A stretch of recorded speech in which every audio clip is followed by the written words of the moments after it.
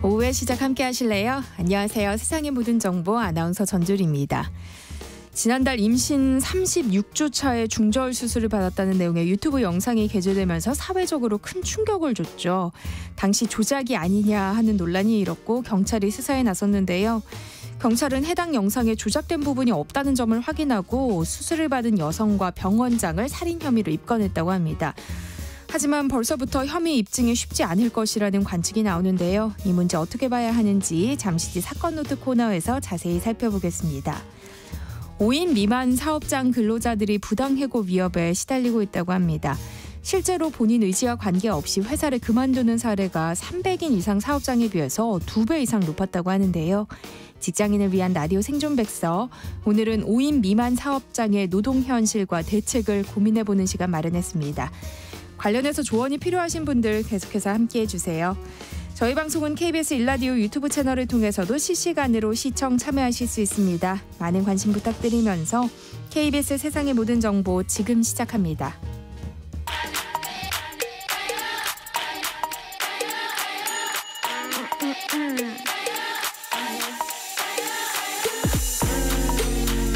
혹시 뉴스 빠뜨리셨나요? 한낮에 전해진 소식들 꼼꼼히 정리해드리겠습니다. 오늘의 뉴스 조현정 시사평론가와 함께합니다. 어서 오세요. 안녕하세요. 네, 윤석열 대통령의 김영석 독립기념관장 임명 이후 불거진 건국절 논란이 민생과는 동떨어진 불필요한 이념 논쟁이라는 취지의 입장을 밝혔다고요. 네, 지금 상황이 광복회 비롯해서 독립유공자 단체들이 정부가 주최하는 광복절 경축식에는 가지 않겠다 불참을 선언을 했고, 김영석 관장이 사퇴를 해야만 간다라는 건데 김영석 관장이랑 대통령은 지금 물러나지 않는 그런 상황입니다. 논란이 커지면서 대통령실에서는 정진석 비서실장이 또 강정혜 보훈부 장관이 광복회를 찾아가서 설득을 하기도 했지만 누그러들지 않고 있는 모습인데요. 윤 대통령이 참모들에게 최근에 뭐라고 얘기를 했냐면, 국민들 먹고 살기도 힘든데 건국절 논쟁이 무슨 의미가 있겠느냐. 왜 지금 불필요한 이념 논쟁이 벌어지는지, 도대체 어떤 국민에게 도움이 되는지 납득하기 어렵다. 이렇게 토로를 했다고 해요. 그러니까 이런 상황이 지금 왜 건국절 얘기로 번지고 있는지 대통령과 대통령실에서는 상당히 의아해하는 상황, 그렇게 엿볼 수 있는데, 그러면서도 또 임명을 철회해야 할 뜻은 없어 보이고요. 대통령실 내부에서는 참모들은 할 만큼 했다라는 분위기도 있다고 전해지고 있습니다. 대통령실 고위 관계자는 특별한 이유도 없이 누가 반대한다고 하면 대통령이 임명을 철회해야 되는 거냐, 이렇게 불만을 토로하기도 했습니다. 네, 야당은 김영석 독립기념관장의 임명 철회를 촉구하는 결의안을 제출했어요. 네, 이 야당 6당입니다. 개혁신당 제외하고 6개 당인데 민주당, 혁신당, 진보당, 새로운미래, 사회민주당, 기본소득당이 포함이 되고요. 이 6개 당은 정부 주최 경축식에 불참을 합니다. 그렇다고 해서 광복회 행사로 가는 건 아니고요. 왜냐하면 광복회가 정당 정치권 쪽 인사들은 일절 초청을 하지 않기로 했거든요. 이게 또 자칫 그렇게 하면 또 의미가 훼손될 수 있고 여러 가지로 해석이 될 수 있어서 그런 것들을 불식시키려고 하는 걸로 보여지고요. 야 6당은 국회에 임명 철회 촉구 결의안을 제출했습니다. 결의안이 본회의에서 가결되기 전에 임명을 철회하는 게 최소한의 예의라고 생각한다, 이렇게 강조를 했고요. 민주당은 또 오늘 임명 취소를 요구하면서 대규모 규탄 대회를 가질 예정입니다. 1000여 명이 참여하는 공동 기자회견 개최하고요. 독립기념관 항의 방문에 나서는데, 지금 그 광복회 이종찬 회장도 그렇고 밀정이다, 내통이다, 이런 강한 워딩들이 나오고 있는데, 더불어민주당 김용만 의원은 이분은 그 백범 김구 선생 증손자로도 잘 알려져 있죠. 내선 일체에 비유를 했습니다. 대통령실을 용산 총독부다, 이렇게 강하게 비난을 했는데요. 야당은 더 나아가서 인선 과정에 대한 의혹을 들여다볼 계획입니다. 국회 정무위 차원에서 청문회든 국정조사든 대응할 예정이라고 예고했습니다. 자, 국민의힘은 김영석 독립기념관장의 친일 인사라는 근거가 없다, 이런 입장인데요. 역사학계도 임명 철회를 요구하고 있다면서요. 네, 지금 대통령실, 국민의힘, 추경호 원내대표 비롯해서 곽규택 수석대변인 등이 여러 매체 인터뷰에서 얘기를 했고 발언도 나오고 있고 하는데, 종합을 해보면 국민의힘의 생각은 그런 거예요. 건국절 논란은 근거 없는 정쟁이고 야권의 날조다. 김영석 관장이 기자회견에서 직접 해명까지 다 했고 독립운동 존중한다고 밝히지 않았느냐. 당 내부에서도 특별한 문제 제기는 하고 있지 않다. 대체로 공감하고 있다. 그러니 과도하고 일방적인 인물 평가다. 이게 한쪽에 치우쳐 있다. 이런 입장인 거고요. 오히려 일부에서는 광복 회장이 좀 고집을 부리는 게 아니냐. 이런 불만도 일부 나오고 있는 것으로 전해집니다. 그렇지만 이 관장 임명에 반대하는 거는 광복회뿐만은 아니에요. 일단 광복회 비롯한 독립유공자 단체들 25개가 있고 이어서 역사학계에서도 임명 철회를 촉구하고 나섰는데 역사학회, 한국근현대사학회, 한국역사연구회 등 48개 단체가 성명을 냈습니다. 민족 자주와 독립정신의 요람인 독립기념관의 근간이 흔들리고 있다. 이렇게 지적을 했고요. 그러면서 이미 강제동원 배상안을 강행했고 홍범도 장군 흉상 이전 시도 때 이렇게 정부의 반역사적 행위에 대해서 경고를 하고 반성을 촉구했지만 지금 정부의 반역사적인 행태는 그치지 않고 있고 이번 독립기념관장 임명은 그 흐름의 정점에 있다. 이렇게 꼬집었습니다. 네, 국회 외교통일위원회에서도 친일 96 외교 논란이 쟁점이 됐어요. 조선인 강제노역 현장의 일본 사도강산이 유네스코 세계유산으로 등재된 것과 관련해서 국회 현안 질의가 열렸는데요. 강제 동원이란 표현이 빠진 것을 두고 공방이 벌어졌죠. 네, 이 맹점은 일본의 그 사도광산 유네스코 등재에서 강제라는 표현 그리고 그걸 빼내냐 넣느냐 이거에서 우리나라와의 협상 과정 이게 맹점인데요. 강제동원이라는 표현이 빠졌는데 이걸 우리 정부가 용인을 하고 협상을 한 건지 그 경위가 어떻게 된 건지 집중적으로 공세를 펴고 있습니다. 야당 의원들은 외교부가 공개한 자료를 갖고 왔는데요. 외교부 측이 어떤 자료를 공개를 했었냐면 강제라는 말이 들어가기 일본에 요구를 했지만 일본이 최종적으로 이걸 받아들이지 않았다라고 외교부가 이렇게 밝혔어요. 그러니까 이거를 인정한 거라는 거죠. 야당 의원들이 봤을 때는. 그래서 이 정도면 협상을 결렬했어야 맞지 않느냐 이렇게 지적을 했습니다.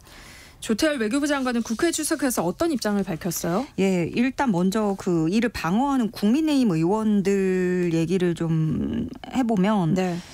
강제라는 용어가 없지만 강제성을 일본이 사실상 인정한 거라고 해석을 하고 있어요. 조선인 강제노역에 대한 전시 공간을 만들었다는 거죠. 물론 이것도 멀리 떨어져 있고 협소해서 그런 문제도 있긴 하지만 일단 만들었다. 이게 여당의 입장인 거고 2015년에 군함도 때는 추모시설 설치한다고 약속을 해놓고 안 했었는데 그때보다는 나아졌다. 이런 논리를 펴고 있습니다. 그러면서 앞으로 이 부분 메꿀 수 있게 우리 정치권이 채워가야 된다. 이런 주장을 펼쳤고요. 또 조태열 외교부 장관은 지적에 대해서 동의하는 부분도 있다. 이 정도로 얘기를 하면서도 국민 한풀이 하듯이 등재 반대해서 자폭하듯이 하는 게 과연 국익에 좋은 것이냐. 이런 말을 했고요. 또 실제적인 이행 조치를 확보해서 역사의 기록을 남기고 축적해야 된다 주장했습니다. 그러면서 역사적 문제를 협상으로 끌고 가는 것이 일본이고 그런 나라와도 외교를 해야 하는 게 현실이다. 이렇게 토로를 했는데요.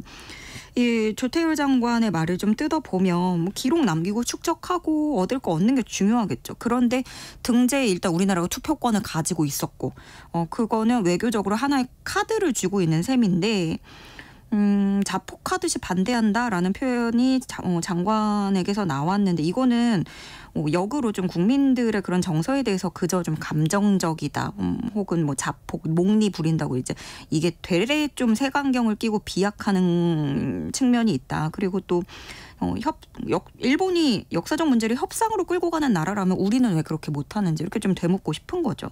네. 네, 기시다 후미오 일본 총리가 9월 예정된 집권자민당 총재 선거에 출마하지 않을 거라고 밝혔어요.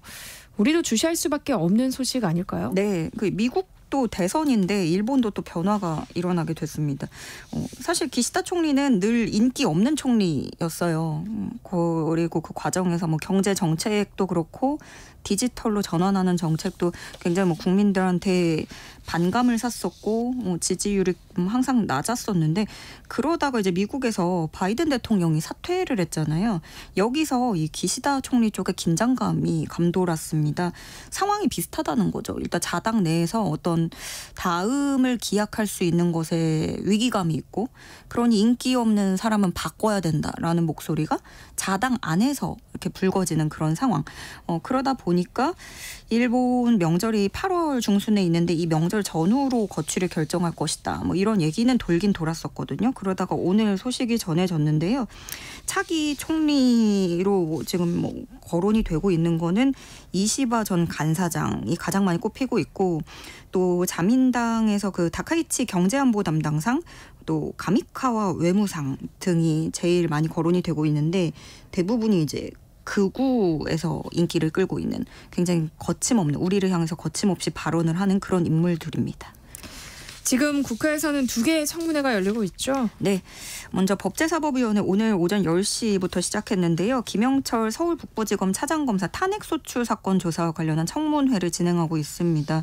야당은 이 김건희 여사 연루된 코바나 콘텐츠의 대기업 협찬 의혹 등을 이 김영철 차장검사가 수사할 때 봐주기로 일관해서 직무를 유기한 것이다. 이렇게 보고 있어요.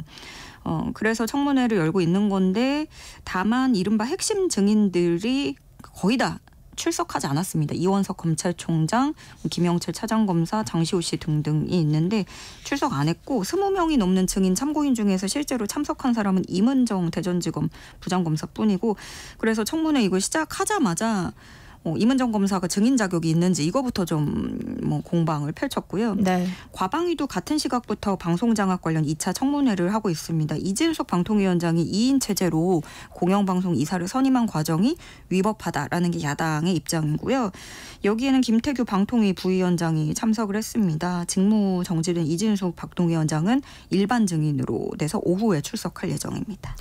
네, 어제 야당 원내대표들이 만찬을 가진 것으로 알려졌는데요. 공조를 강화하기로 결의했다고요. 네, 이 모인 거는 6명이었는데요. 새로운미래 김종민 대표가 개인 일정 때문에 불참을 했지만 본인도 이제 새로운미래도 뜻을 같이 한다고 했어요. 그러니까 결과적으로는 7개 당이라고 얘기를 할 수 있고 최상병 특검법, 한동훈, 김건희 특검법에 대해서 공조할 뜻을 확인을 했고 앞으로도 협력을 강화하기 위해서 이 모임을 정례화하겠다고 합의했습니다.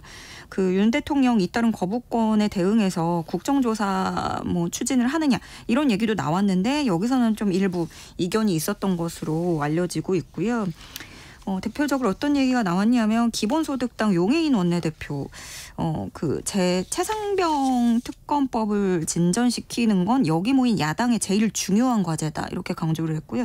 개혁신당의 천하람 원내대표는 다음에는 입법부의 일원으로서 추경호 국민의힘 원내대표도 꼭 뭉쳐주길 바란다. 오실 때 최상병 특검법만큼은 진전된 입장을 가지고 나와서 논의를 할 수 있으면 좋겠다. 이렇게 겨냥을 했고 조국혁신당에서는 이제 김영석 독립기념관장에 대해서도 많은 국민이 분노를 하는데 대통령의 반헌법적인 결정을 어떻게 해결할지 여기에 대해서도 지혜를 모으자 이런 언급을 했습니다. 이렇게 군소정당들이 힘을 합쳐주면서 민주당은 대신에 이들이 군소야당들이 원하는 교섭단체 요건 완화 문제도 또 거론을 한 것으로 전해지고 있는데 비교섭단체들이 원하는 그런 비쟁점 민생법안 하고 싶어하는 것들 좀 적극적으로 민주당도 협력한다는 입장을 밝혔다고 알려졌습니다. 네, 한낮의 교양 파트너 지금 여러분께서는 세상의 모든 정보와 함께하고 계십니다. 김건희 여사 명품 가방 수수 의혹 사건을 맡았던 권익위원회 고위 간부가 사망한 일과 관련해서 정승윤 권익위 부위원장이 사의를 표명했어요. 네, 그 김건희 여사 명품 가방 수수 의혹하고 이재명 전 대표 헬기 이송 사건 권익위에서 종결 처리를 했고 그러다가 그 후에 권익위 소속 고위 공무원이 사망하는 일이 있었죠. 이 김 씨 고인이 된 김 씨의 동료 주변인에 따르면 그 김 씨가 생전에 이 김건희 여사 명품 가방 수수 의혹 사건이 수사기관에 이첩되지 않고 종결된 거에 괴로워했다 이렇게 증언을 하고 있고 그 김 씨는 이첩하자 수사기관에 이첩을 하자고 주장을 했지만 수뇌부가 여기에 그 정승윤 부위원장도 포함이 돼 있고 그 수뇌부가 자체 종결로 사건을 좀 마무리 지었다 이런 얘기가 나오고 있거든요. 근데 그렇게 거론되고 있는 수뇌부라고 거론된 정승윤 권익위 부위원장이 어제 사의를 표명했습니다. 이 손직 절차를 마무리하는 대로 거취를 정리할 계획이라고 들려옵니다. 네, 야당은 진상규명을 위한 청문회가 필요하다고 주장하는데요. 국민의힘은 받아들일 수 없다는 입장이에요. 예, 이 야3당, 민주당, 조국혁신당, 사회민주당 소속 정무위원회 의원들이 모였는데요. 고인을 죽음으로 내몬 진정한 배우는 누구인지 누가 그에게 양심에 반하는 일을 하도록 종용했는지 명백히 밝혀야 된다. 이렇게 주장을 하고 있습니다. 그러면서 여당에는 이 김건희 여사 명품백 사건 종결 처리에 대해서 청문회를 열어달라 여당이 요청을 했거든요. 이것도 국민의힘이 또다시 외면을 한다면 살인 정권이고 방조자 국민의힘이다라는 오명에서 자유롭지 못할 것이다 이렇게 경고를 했는데 권익위 내부에서도 그럼 야권 추천 전원위원들이 참여를 해서 부당함이 없었는지 어떤 찍어 누르기가 없었는지 권익위 자체적으로 확인하는 절차가 필요하다라는 의견을 또 제기를 하기도 했거든요. 반면에 국민의힘은 이것도 야당이 누군가의 죽음을 가지고 정쟁화하는 것이다 이렇게 주장을 하고 있어요. 국민의힘 소속 정무위원들은 민주당이 공직자의 안타까움 죽음마저 정쟁으로 몰아가고 있다. 아무리 정권 흔들기가 급하더라도 정치가 지켜야 할 정도가 있는 것이다 이렇게 반박하고 있습니다. 네, 김경수 전 경남도지사의 복권이 확정되면서 정치권에선 다양한 반응이 쏟아지고 있죠. 네. 일단 김경수 전 지사 입에서 어떤 말이 나오느냐 굉장히 주목이 됐었는데 이렇게 말을 했습니다. 우리 사회를 위해 보탬이 될 수 있는 역할이 무엇인지 잘 고민하겠다. 이거는 사실상 정계 복귀를 암시하는 것이다 이렇게 풀이가 되죠. 우선 이재명 전 대표는 진심으로 환영한다. 국민과 민주당을 위해 앞으로 더 큰 역할을 해주길 기대한다. 이렇게 얘기를 했어요. 사실상 여러 일련의 과정에서 지금까지 민주당은 이재명 전 대표 체제를 꾸려놓은 상황이라서 당장 김경수 전 지사의 시대가 온다? 이거는 좀 희박해 보여요. 다만 변수는 이재명 전 대표의 사법 리스크가 어떻게 또 표출이 되느냐 이건데 정작 여당에서의 파장이 더 컸죠. 그 한동훈 대표는 당대표가 대통령에게 사면을 반대하는 굉장히 이례적인 장면을 연출을 했습니다.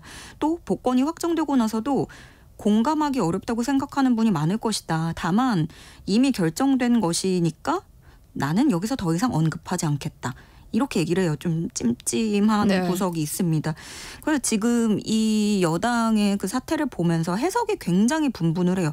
일단 그 국민의힘 당원 게시판에는 윤 대통령 비판하는 글이 쇄도했거든요. 보수가 어떻게 김경수를 복권해 주느냐 이런 논리인 건데 이런 점에서 한동훈 대표가 윤 대통령과는 차별화를 했고 당원 끌어안기에 성공했다라는 평가가 있고 당 내에서도 또 친한계에서도 그렇게 얘기를 하고 있습니다만 조금 다른 시선에서 보자면 한동훈 대표가 이렇게 반대하면서 김경수 전 지사가 더 떴거든요. 예, 그래서 굳이 이렇게 존재감을 키워줄 필요가 있었는지 김경수 전 지사 입장이라면 좋았을 것 같아요. 네. 네. 오늘의 뉴스 조현정 시사평론가와 함께했습니다. 고맙습니다. 네, 고맙습니다. KBS 1라디오 세상의 모든 정보 함께하고 계신 지금 시각은 12시 38분입니다. 이 시각 교통정보 알아봅니다. 이 시각 교통정보입니다. 서울 시내 올림픽대로 하남 방향 행주대교에서 월드컵대교 사이 사고 여파로 정체가 심해졌습니다. 30분 가까이 걸리고요. 월드컵대교 부근 4차로에서 처리 작업 중입니다. 여의하류에서 성남대교까지도 밀리고요. 암사대교 부근 3차로에서는 도로보장공사로 막혀 있어서 부근에서 정체입니다. 반대 공항 방향은 영동대교에서 반포대교까지 막히고 있는데요. 한남대교 지나서도 3차로에서 사고가 발생해서 주의하셔야겠습니다. 서해안고속도로 서울 쪽 매송 1차로에서 사고 처리 중이라 부근 정체고요. 이후에는 일찍에서 금천교까지 더딘 흐름 보입니다. 반대 목포 방향은 안산에서 순산터널, 또 팔탄에서 화성휴게소, 또 서평택에서 서해대교까지 각각 정체고요. 서산 부근에서는 작업 중이라 당진부터 7km 구간 작업 여파로 정체되고 있습니다. KBS 교통정보센터에서 임초희였습니다.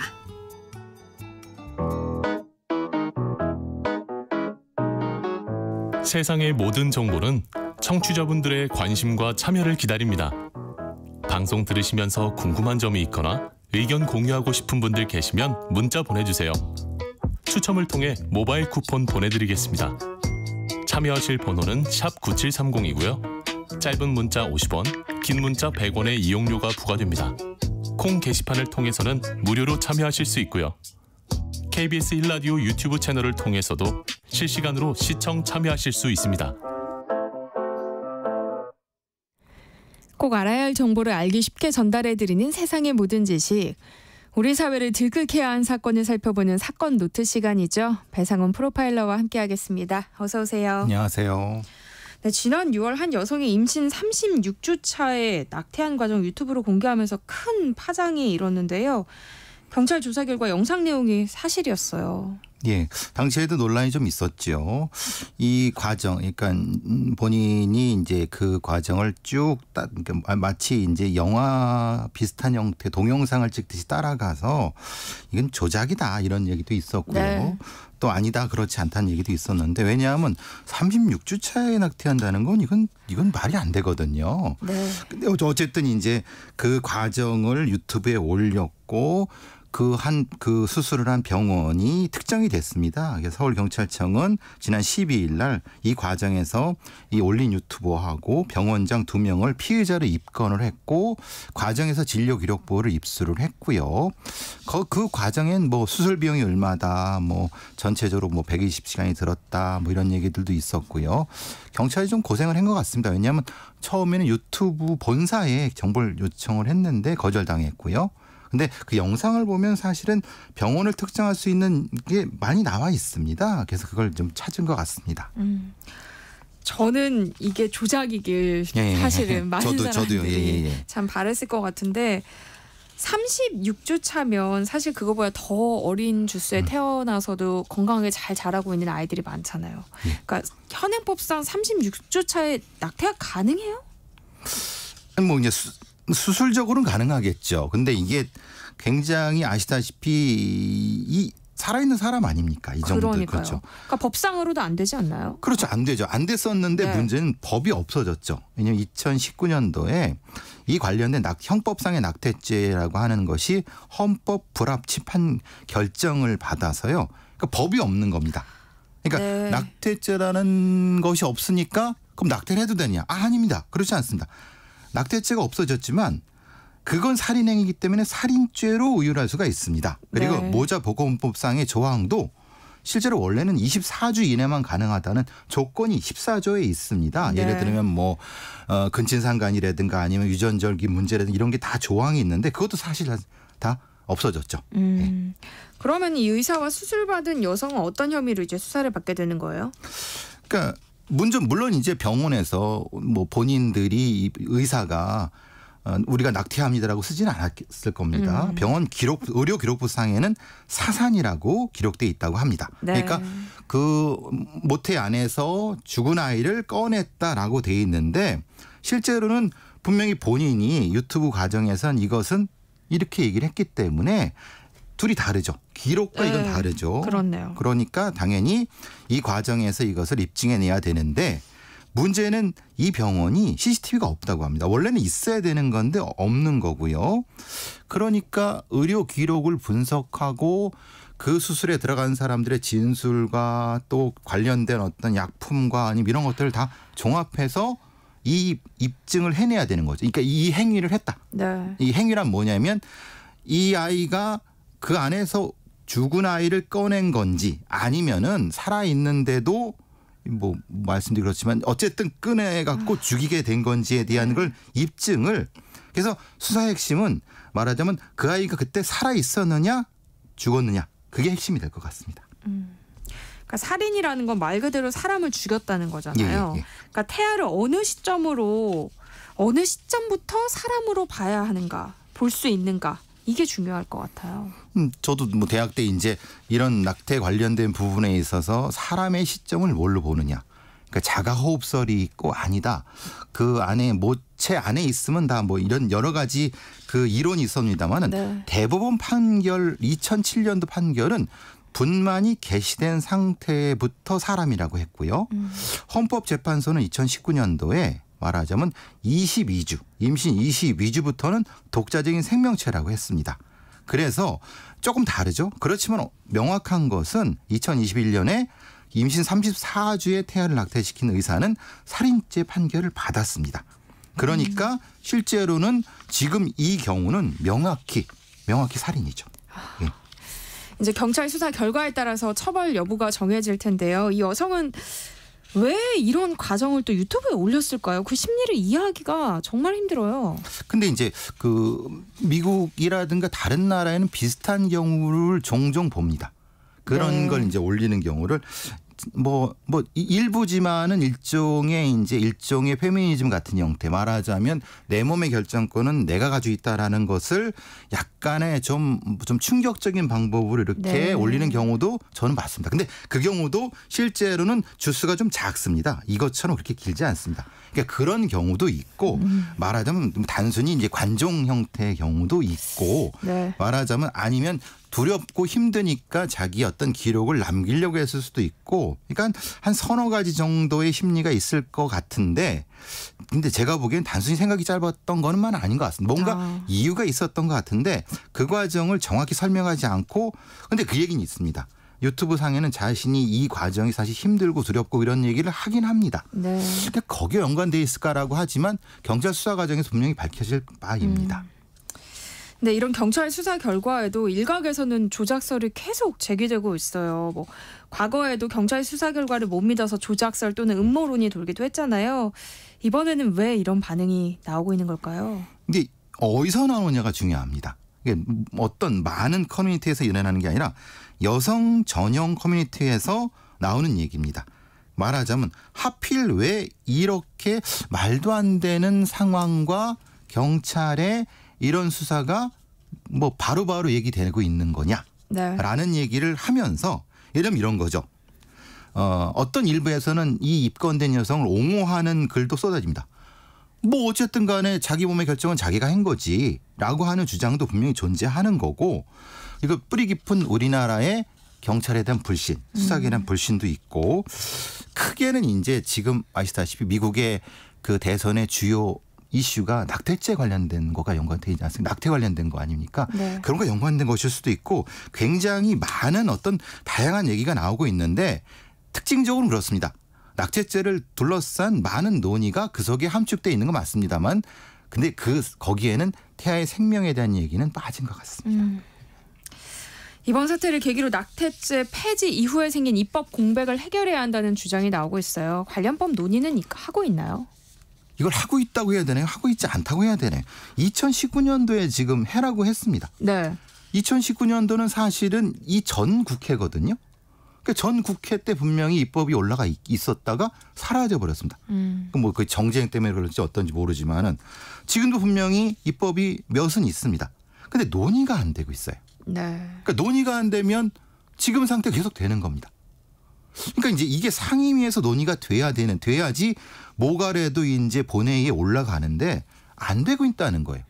그러니까 지금 같은 사태가 계속 유지될 수밖에 없는 겁니다. 이거는 글쎄요, 이게 정치인들이 좀 각성을 해야 된다는 생각이 드는 게 아니 이 입법을 이렇게 공백 상태는 어쩌자는 겁니까 지금? 상임위에서도 지금 얘기가 안 되고 있어요. 지금 저출생이라서 난리인데. 글쎄 이게 앞뒤가 잘 안 맞는 것 같아요. 다음으로 살펴볼 사건은 어떤 사건인가요? 예, 이게 좀 봉화 이 농약 사건하고 유사한 건데 네. 사실은 이런 류의 사건은 지하철에 근무하시는 분들은 가끔 나타납니다. 어떤 거냐면 인천 남동경찰서에서 지난 11일 날 오전 5시쯤에 인천 지하철 인천시청역에서 역사 안에 가면은 유실물을 보관하는 냉장고가 있습니다. 왜 냉장고냐면은 상할 수 있는 도시락 같은 거를 놓고 가시는 분도 있으니까 그거를 해갖고 거기 넣어두는 거 찾아가시라고. 근데 거기에 보관되어 있던 탄산음료를 이 교통공사 직원 두 분 정도가 마시고 구토 증상을 일으켰다고 합니다. 그리고 다른 분도 구토 증상을 일으키고. 네. 그러니까 분명히 그 탄산음료에 누군가 뭐를 넣지 않았을까라는 지금 추정이 가능한 거거든요. 그러니까 이제 그러면은 이게 모방범죄냐? 예를 들면 봉화 사건의 모방범죄냐? 네, 저도 바로 그 사건이 좀 떠오르긴 했거든요. 떠오르시죠? 네. 그러니까 이 모방범죄라고 하는 것은 이게 이제 범죄학적으로 이건 지난번에 말씀드린 프로덕트 템퍼링이라고 합니다. 제품 변조 범죄라고 하거든요. 예를 들면 그 영무원들이 주요 타겟이냐? 가끔 그런 경우도 있습니다. 왜냐하면 거기에 예를 들면 노숙하시는 분들이라든가 아니면 있던 분들이 영무원한테 이제 소위 말하는 강제로 끌려나가는 거에 앙심 품고 그런 경우도 저는 종종 봤습니다. 그리고 또 하나는 그 관련된 영무원에 대한 거냐 아니면은 제품에 대한 거냐.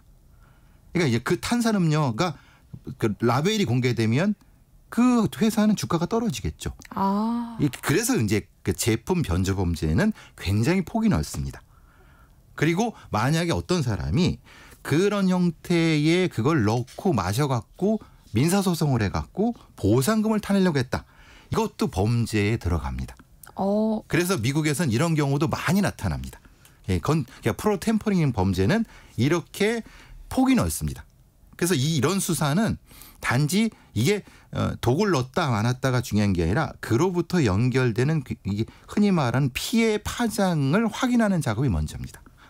물론 이제 독도 지금 찾고 있죠. 왜냐하면은 그 어떤 독을 넣느냐에 따라서 이게 살인이 될 수도 있고 살인 미수가 될 수도 있고 상해가 될 수도 있기 때문에 그렇습니다. 그럼 지금 피해자를 특정했나요? 아니요, 못했습니다. 그러니까 말하자면 이게 참 묘한 것이 유실물을 넣어두는 공간이기 때문에 사실 CCTV가 그렇게 정확히 되는 것 같지가 않습니다. 그래서 이제 좀 묘하죠. 그래도 지하철에 CCTV가 많이 있잖아요. 많이 있는데 그거는 이제 흔히 말하는 사고 방지용으로 그 철로나 이런데 이런 데인 거지. 여기는 역사 안. 이 말하자면 근무하는 곳이 아니라서 네. 근무하는 곳을 찍는 건 좀 이상하지 않습니까? 그거는 좀 그러니까 그 역사의 공무원 아니 교통공사 분들이 그걸 찍으면 좀 이상하지 않습니까? 그러니까 그래서 지금 조금 했는데 일단은 그 국과수에 대한 음료 분석을 하고 있고 그리고 누군가 접근해서 넣는가에 대한 것도 지금 찾고 있는 것 같습니다. 네. 만약에 누군가가 의도적으로 이물질을 넣었다고 하면 어떤 처벌을 받게 돼요? 형법상 이제 상해죄가 되겠죠. 왜냐하면 지금 상태에서는 구토도 하고 상당히 이 많은 분들이 고통을 받으셨기 때문에 그런 상태가 일단은 처벌이 될 수 있는데 지금 아주 뭐 중한 상태는 아닌 것 같습니다. 네. 그래서 이제 그런데 아무래도 그런 처벌이 되고 다른 용도가 있으면 혹시 모르겠지만 일단은 그 처벌입니다. 예. 네. 이 사건을 접하면서 앞서도 제가 잠깐 말씀을 드렸지만 최근에 사건 노트에서 저희가 다뤘던 그 봉화 살충제 사건이 생각이 났어요. 예. 지금 봉화 살충제 사건의 진행상을 조금 말씀드릴까요? 네. 예, 지금 상태는 이번 달 말에 사건을 이제 그 수사 결과를 발표한다고 했는데 제가 느끼는 바는 조금 봉화 쪽에서 그 수사하는 쪽에서 조금 약간 좀 벽에 부딪힌 느낌이 듭니다. 왜냐하면 처음에는 이 말하자면은 그 다른 그 마지막에 그걸 마셔갖고 피해를 입으신 분의 어떤 수사가 집중되는 것 같았는데 실제로는 그분이 그렇게 의도를 가지고 범행을 했을 가능성에 대해서 조금 그 동기가 좀 애매한 부분이 있습니다. 왜냐하면은 뭔가 크게 뭔가 다투거나 아니면 뭔가 크게 뭐 서로 뭐 이렇게 한 부분이 있다고 하면요. 동기가 있다라고 했는데 그게 아니라 지금 상태에서는 뭐라고 하냐면 그게 명확하지 않다는 거예요. 그런데 CCTV도 명확하지 않고 그러면은 이것을 특정해서 당신이 범인이냐라고 하기가 참 어려운 부분이 있다는 겁니다. 그러니까 실제로 지금 사건이 벌어진 지가 20일이 넘습니다. 네. 20일이 넘는데 지금 명확한 어떤 뭐 이제 이 정도 되면 사실 아시다시피 어느 정도까지의 윤곽을 언론에서 조금 캐치를 하지 않습니까? 네. 근데 지금은 거의 그런 게 없습니다. 그냥 마지막에 마시고 돌아가신 분이 뭐 얼마를 뭐 빼내 갖고 뭘 했다 정도만 몇 언론에 나오는데 나머지는 전혀 안 나오고 있습니다. 사실 좀 안타까운 건 그런 겁니다. 전체적인 윤곽 부분이 좀 어려운 부분이 있지 않을까라는 생각도 해서 걱정은 이겁니다. 위조 사건이 될까 봐. 그러니까요. 예, 위조 사건 되면 이건 진짜 왜 그러냐면 이렇게 되면은 그 동네는 완전히 박살이 납니다.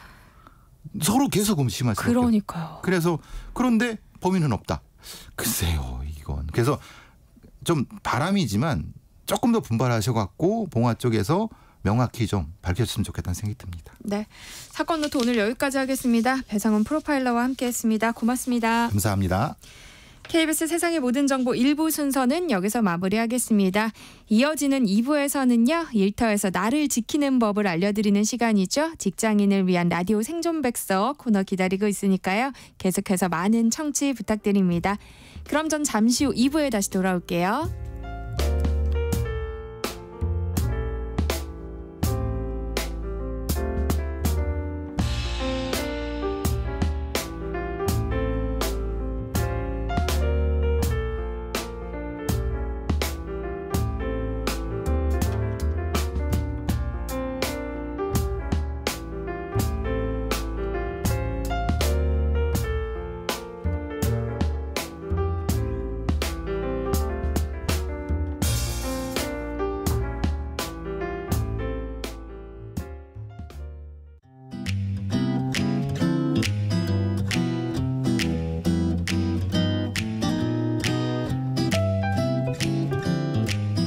안녕하세요.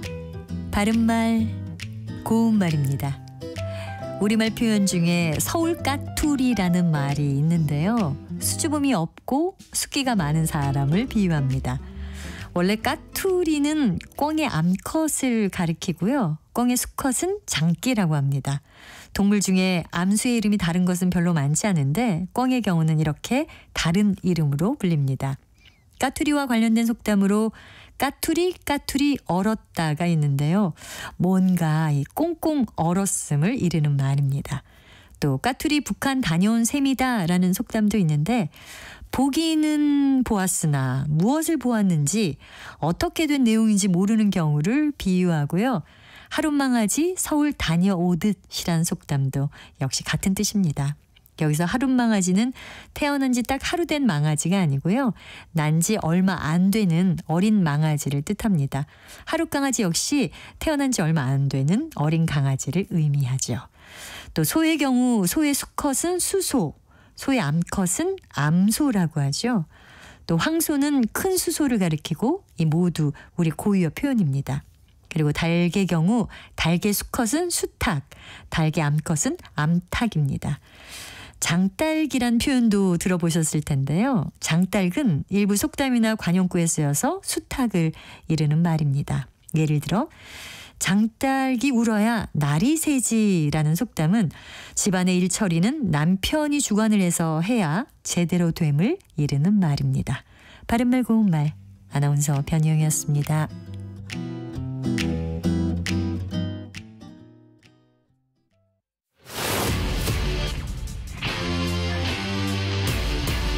토론에 정답은 없습니다. 토론이 세상을 바꿀 수도 없습니다. 하지만 질문은 새로운 세상을 만들 수 있습니다. 질문으로 올바른 세상을 만드는 첫걸음. 평일 저녁 7시 20분 KBS 열린 토론.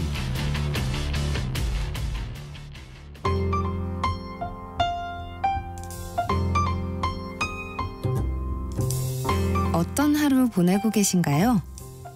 눈코 뜰 새 없이 바쁘게 지나가는 한 주. 월요일부터 금요일, 매일 밤 10시부터 12시까지는 오롯이 당신만을 위한 시간입니다. 당신을 위한 지식 쉼터. 오늘 밤 일라디오.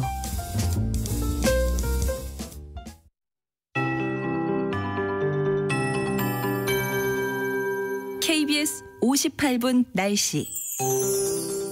오늘은 삼복 중 마지막인 말복입니다. 말복 더위가 기승을 부리고 있고요. 올해는 더위가 조금 더 길게 이어질 전망이어서 건강관리에 더욱 신경 쓰셔야겠습니다.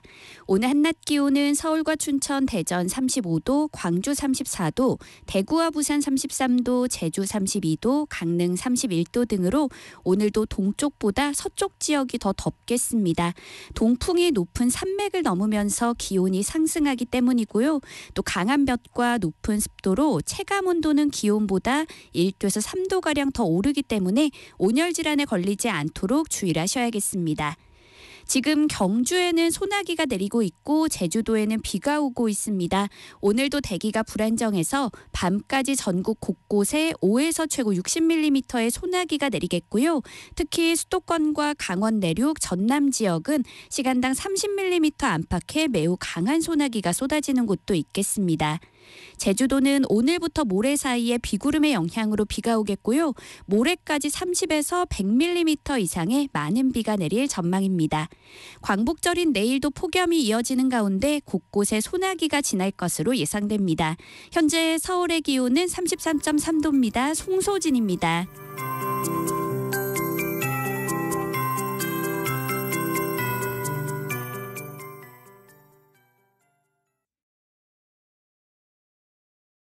정성을 다하는 국민의 방송 KBS가 한시를 알려드립니다.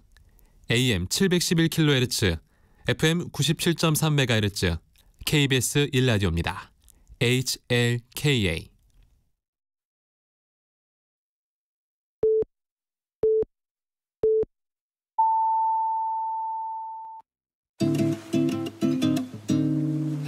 나른한 오후를 책임질 영양 만점 지식 비타민. 세상의 모든 정보.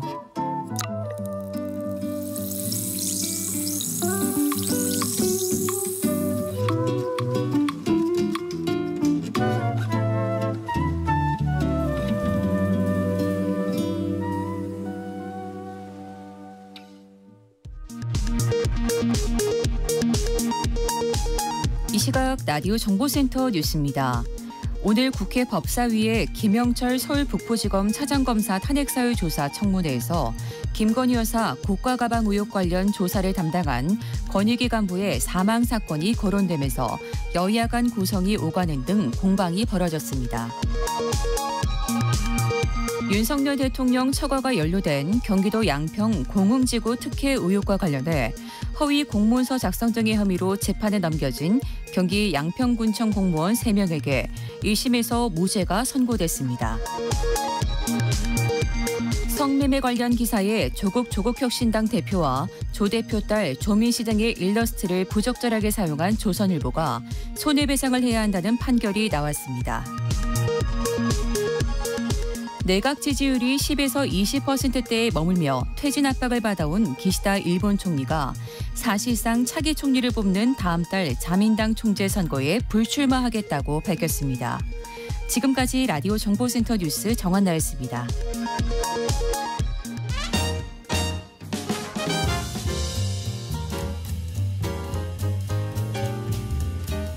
방송통신위원회와 시청자 미디어재단이 제4회 팩트체크 전국대회를 개최합니다. 넘쳐나는 가짜뉴스, 허위 정보를 시민들이 직접 검증하는 장이 열리는 건데요. 만 13세 이상이면 누구나 3명 이상의 팀 단위로 참여 가능하다고 하니까요. 시청자 미디어재단 홈페이지에서 자세한 내용 확인해주세요. 대상팀에겐 방송통신위원회 위원장상과 100만 원의 상금, 그리고 총 15개 팀에게 700만 원의 상금이 수여될 예정이고요. 접수 마감은 8월 30일입니다. 저희 세상의 모든 정보 청취자 여러분들도 많은 관심 부탁드립니다.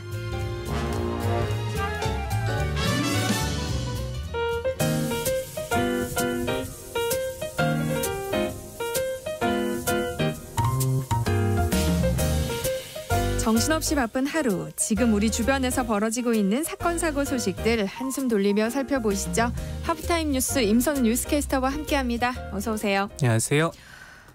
폭염이 기세를 굽히지 않고 있어요. 네. 전국 곳곳에서 피해가 속출하고 있다고요. 네, 35도를 웃도는 폭염에 올 들어 온열 질환자는 역대 두 번째로 많은 2,400명을 넘어섰고요. 사망자도 잇따르고 있습니다. 벌써 20명을 넘겼는데 충북 제천에선 50대 남성이 집 앞 도로에 쓰러진 채 발견돼 병원으로 옮겨졌지만 결국 숨지는 안타까운 사고도 있었습니다. 무더위에 신음하고 있는 건 사람뿐만이 아닌데요. 바닥까지 끓어오르면서 양식장에서도 물고기 수십만 마리가 떼죽음을 당해 시름이 깊다고 합니다. 물 위에는 물고기가 배를 보인 채 둥둥 떠다니는데 반나절 동안 건져낸 양만 22통 2만 마리에 달한다고 합니다. 수온이 30도에 육박하면서 최고 27도까지 견딜 수 있는 우럭이 집단 폐사한 건데요. 지난 일주일 새 폐사한 양만 55만 마리에 달하고요. 수온이 28도가 넘는 고수온 경보가 열흘 넘게 이어지면서 피해는 계속 늘고 있습니다. 어민들은 이 같은 상황이 3일에서 4일만 더 지속돼도 전량 100% 폐사할 만큼 그간의 노력과 들인 돈이 모두 물거품이 될 수 있다며 고민이 이만저만이 아닌데요. 차단막을 설치하고 산소 발생기까지 총동원하고 있지만 상황은 녹록지 않습니다. 폭염은 가축에게도 견디기 힘든 고통인데요. 전국에서 집계된 가축 폐사수만 70만 마리에 달한다고 하고요. 오리나 닭 등 더위에 취약한 가금류의 피해가 가장 크다고 합니다. 말복인 오늘도 무더위는 계속된다고요. 네, 기상청은 동해안을 제외한 전국에 폭염 경보를 내렸는데요. 낮 최고 기온은 서울이 35도, 광주 34도, 대구 33도 등 여전히 무덥겠습니다. 그래도 잠깐이나마 더위를 식혀줄 소나기 소식도 있는데요. 오후 사이 경북 남부 동해안과 경남권에, 오후부터 밤사이 수도권과 강원 내륙, 충청권, 전라권에 비 소식이 있겠습니다. 소나기가 내리는 지역에는 천둥, 번개가 치는 곳이 있겠고요. 특히 수도권과 강원 내륙, 전남권에는 시간당 20에서 30mm의 매우 강한 소나기가 쏟아지는 곳이 있을 수 있다고 하니까요. 안전사고 유의하셔야겠습니다. 네, 곧 있으면 추석인데요. 무더운 날씨 때문에 물가도 들썩이고 있다고요. 네, 참 이번 여름 길기도 길고 물벼락부터 역대급 더위까지 이래도 되나 싶을 정도인데요. 계속된 장마와 폭염으로 채소 작황에도 빨간불이 켜졌습니다. 특히나 추석까지 앞두고 있는 만큼 벌써부터 가벼워질 지갑 사정에 걱정이 앞서는데요. 다른 것보다도 우리 밥상에 없어선 안 될 김치, 이 김치가 금치로 둔갑할까 우려의 목소리도 나오고 있습니다. 선선한 기온을 좋아하는 배추는 여름철에 고랭지에서 생산하는데 더위가 때와 장소를 가리지 않고 퍼지면서 재배 면적은 해마다 줄어 30년 전과 비교하면 절반 넘게 쪼그라들었다고 하고요. 이런 가운데 장마의 폭염에 거기에 해충 피해까지 겹치면서 가격이 연일 치솟고 있습니다. 한국농수산식품유통공사 가격 정보에 따르면 어제 기준 배추 소매 가격은 59,990원으로 한 달 만에 무려 24% 급등했고요. 물론 해마다 여름 배추 가격이 오르긴 했지만 지난해와 비교해도 1.6%, 평년보다 5.1%나 높습니다. 또 농가에서 추석 수요에 맞춰 배추 심는 시기를 늦추고 있어서 당분간 배추값 오름세는 계속될 걸로 보이고요. 여기에 건고추도 평년 대비 15%, 소금과 설탕은 지난해 같은 달과 비교해 각각 17%, 14%나 급등했고 올해 명절 물가의 주인공으로 손꼽히는 사과와 배 가격도 여전합니다. 지난달 기준 사과 가격은 1년 전보다 40% 가까이, 배는 무려 150% 넘게 올랐는데요. 통계조사 이래 가장 높은 상승률이라고 하는데 벌써부터 걱정입니다.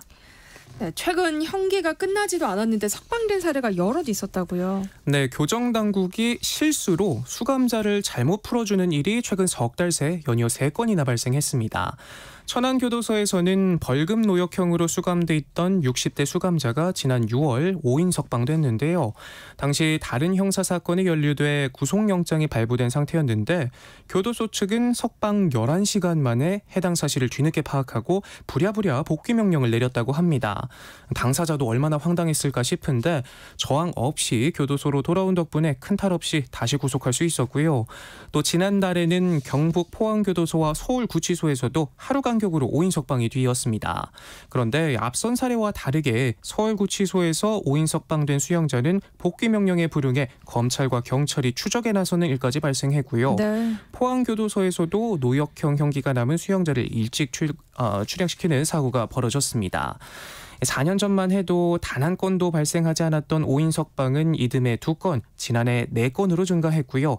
올해는 7월까지만 해도 벌써 총 4건이 발생했는데요.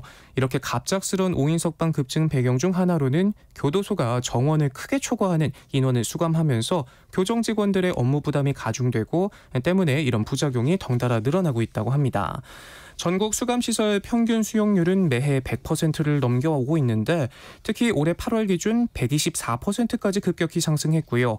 사건이 벌어진 천안교도소와 서울구치소의 경우 각각 130%, 145%로 전국 평균 수용률을 크게 웃돌면서 그야말로 콩나물 시루가 따로 없습니다. 반면 교정 직원들의 숫자는 매년 줄어드는 추세인데 천안교도소의 경우 직원 2명이서 수용자 1,500명을 관리할 지경이라고 합니다. 열악한 환경도 이해가 가지만 허술한 수감시설 관리가 도마 위에 오르는 건 어쩔 수 없는 것 같습니다.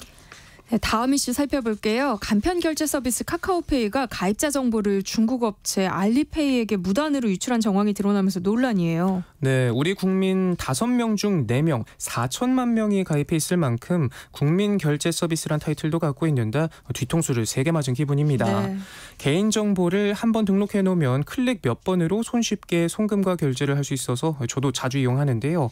그런데 금감원이 조사해 보니 카카오페이가 가입자 정보를 중국 핀테크 업체 알리페이에 고객 동의 없이 넘긴 것으로 드러났습니다.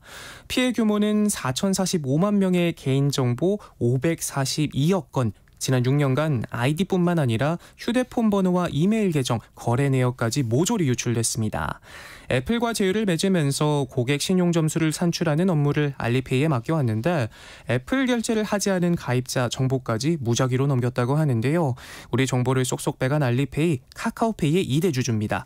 동의도 없이 내 개인정보가 어떤 범죄에 악용될지도 모르고 팔려나가는 것에 이용자들은 당혹감을 감추지 못하고 있는데요. 네. 카카오페이는 단순 업무 위탁 부탁이어서 고객 동의가 필요 없고 정보도 모두 암호화됐다고 강하게 반발했지만 금감원 측은 본인 동의가 필요한 3자 제공이고 아무도 쉽게 풀 수 있다고 지적했고요. 주가 조작 혐의로 김범수 창업자가 구속된 데 이어서 개인정보 무단 유출 사태까지 터지며 카카오는 총체적 위기에 빠졌습니다. 최근 방탄소년단의 멤버 슈가가 술을 마시고 전동 스쿠터를 운전하다가 적발돼서 논란이었는데요. 그런데 이런 전동 스쿠터 음주운전 사고가 자주 일어난다고요. 네, 슈가가 쏘아올린 전동 스쿠터 논란이 일파만파 퍼지고 있습니다. 개인형 이동장치로 인정받을 수 있느냐 없느냐에 따라서 형사처벌 여부도 달라진다는 점이 부각되고 있는데요. 그런데 이러한 차이를 모르는 시민들이 대부분이라고 합니다. 이슈가 되고 있는 전동 스쿠터나 전동 킥보드 모두 운동기 장치 자전거 개념에 포함되는데요. 도로교통법상 술을 마시고 원동기 장치 자전거를 운전하다 적발되면 일반 자동차나 오토바이와 동일한 처벌을 받게 되는데 앞서 말씀드린 개인형 이동장치의 경우 처벌 대상에서 제외됩니다. 형사처벌도 없고 범칙금만 내면 되는데요. 시속 25km 미만, 총 중량 30kg 미만의 기기가 여기에 해당됩니다. 그런데 문제는 일반 시민들의 경우 자신이 개인형 이동장치를 사고 있는지도 모르고 구매하는 경우가 많다는 점인데요. 실제로 현장에서 만난 시민들은 개인형 이동장치를 사용하면서도 이를 전혀 구분하지 못하는 경우가 대다수였는데 그냥 앉는 것과 서는 것 정도의 차이가 아닌가 법적으로 구분이 있는지도 처벌이 다른지도 몰랐다 말합니다. 이 때문에 음주사고는 꾸준히 늘고 있는데요. 지난해 전동 스쿠터 등 원동기 장치 자전거 음주교통사고는 144건으로 3명이 숨지고 167명이 다쳤습니다. 같은 기간 전체 음주교통사고가 감소세를 보인 것과는 굉장히 대조적이죠. 음주사고를 낸 전동 스쿠터 운전자가 실형을 받는 사례도 꾸준히 나오고 있고요. 지난 6월 경기도 여주에서는 무면허로 술을 마시고 전동 스쿠터를 운전하다 적발돼 징역 2년을 선고받은 사례가 있었고요. 같은 달 대구에서도 전동 스쿠터를 운전하다 경찰의 음주 측정을 거부해 징역 1년 및 벌금 30만 원형을 받는 일도 있었는데 당사자는 자신이 탄 기기가 원동기 장치 자전거에 해당하지 않는다고 주장했지만 법원은 이를 받아들이지 않았습니다. 그런데 아무리 공부하고 이 전동 스쿠터를 구입해보려고 해도 관련 정보를 찾기도 쉽지 않고 법에서는 개인형 이동장치를 가리는 기준으로 배터리를 포함한 총 무게를 얘기하는데 일부 판매 업체는 배터리를 뺀 무게를 제시하는 등 이마저도 제각각이어서 소비자들은 혼란스러울 수밖에 없는 상황입니다. 최근 많은 분들이 이용하는 중고거래 플랫폼에서 새로운 사기 수법이 확인돼 주의가 필요하다고요. 네, 판매글 첫 줄만 봐도 솔깃할 만한 문구인데요. 헤어져서 싸게 팔아요. 중고거래 플랫폼 당근마켓 이용하면서 이런 제목의 판매글 보신 적 있을 겁니다. 사연이 있겠구나 하는 생각이 드는데 사기인 경우가 많다고 하는데요. 네. 지난주 실제로 올라온 한 판매글인데 여자친구와 헤어져 선물로 받은 무선 청소기를 정리한다는 사연입니다. 새 제품은 90만 원 정도인데 사용하지도 열어보지도 않은 제품을 18만 원에 판다고 적었습니다. 그런데 상품 포털에 같은 제품을 검색해봤더니 90만 원에 올려져 있는 건 단 한 건뿐이고 판매 페이지에서 상품 평점이나 후기는 아예 확인할 수 없었습니다. 터무니없는 가격에 판매 물건을 등록하고 실상은 후기가 하나도 없는 어설픈 페이지로 사용자를 눈속임해 구매를 유도하는 수법인데요. 제품의 가짜 URL 링크를 첨부해두는 치밀함도 보입니다. 당근마켓은 최근 넉 달간 서울과 천안 등 여러 지역에서 이런 판매글 제보가 계속해서 접수됐다고 밝혔는데요. 이용자들 역시 애인과 헤어져서 이민을 가게 돼서 등 실생활과 밀접한 판매 사유로 스토리텔링을 한 게시글의 경우에는 정상 거래글이 아닐 수도 있다고 조언을 하고 합니다. 전문업자로 의심받지 않으려는 수법이라는 거죠. 정말 요즘은 잠시라도 방심을 할 수가 없는 것 같은데요. 중고거래 사기 수법 이렇게 다양해지는 만큼 꼼꼼하게 확인해보는 거 잊지 마시기 바랍니다. 네, 요즘같이 무더운 날 중국에서는 베이징 비키니를 쉽게 찾아볼 수 있다고 하던데요. 베이징 비키니가 뭐예요? 네, 중국 여행해 보신 분들은 한 번쯤 보셨을 수도 있을 텐데요. 더운 여름날이면 윗옷을 반쯤 올리고 배를 그대로 내놓은 채 거리를 활보하는 남성들 쉽게 볼 수 있습니다. 이것을 흔히 베이징 비키니라고 부르는데 이런 옷차림을 한 사람들이 공공장소를 점령하다시피 해서 사회적 문제로까지 번지고 있다고 합니다. 이들은 공원은 물론이고 인파로 붐비는 번화가 등 장소를 가리지 않는데요. 식당이나 카페에선 상의를 벗은 채 음식을 먹는 손님들과 직원들 간의 시비가 끊이질 않고요. 택시를 탄 손님은 윗옷을 벗고 운전하는 기사를 보고 혼비백산하는 일도 있다고 합니다. 중국 전역의 평균 기온이 매년 높아지면서 이 베이징 비키니를 포기하지 못하는 것이란 분석이 나오는데요. 논란이 커지자 일부 도시에서는 한때 집중 단속에 나서면서 벌금까지 물렸지만 코로나 때마저도 마스크는 써도 배만큼은 내놓고 다닐 정도로 베이징 비키니 사랑은 좀처럼 사그라들지 않고 있다고 합니다. 네, 하프타임 뉴스 여기까지 하겠습니다. 임선우 뉴스캐스터와 함께했습니다. 고맙습니다. 고맙습니다. 내일 점심 메뉴 추천. 귀로 듣는 푸짐한 지식 한 상 어떠세요? 세상의 모든 정보.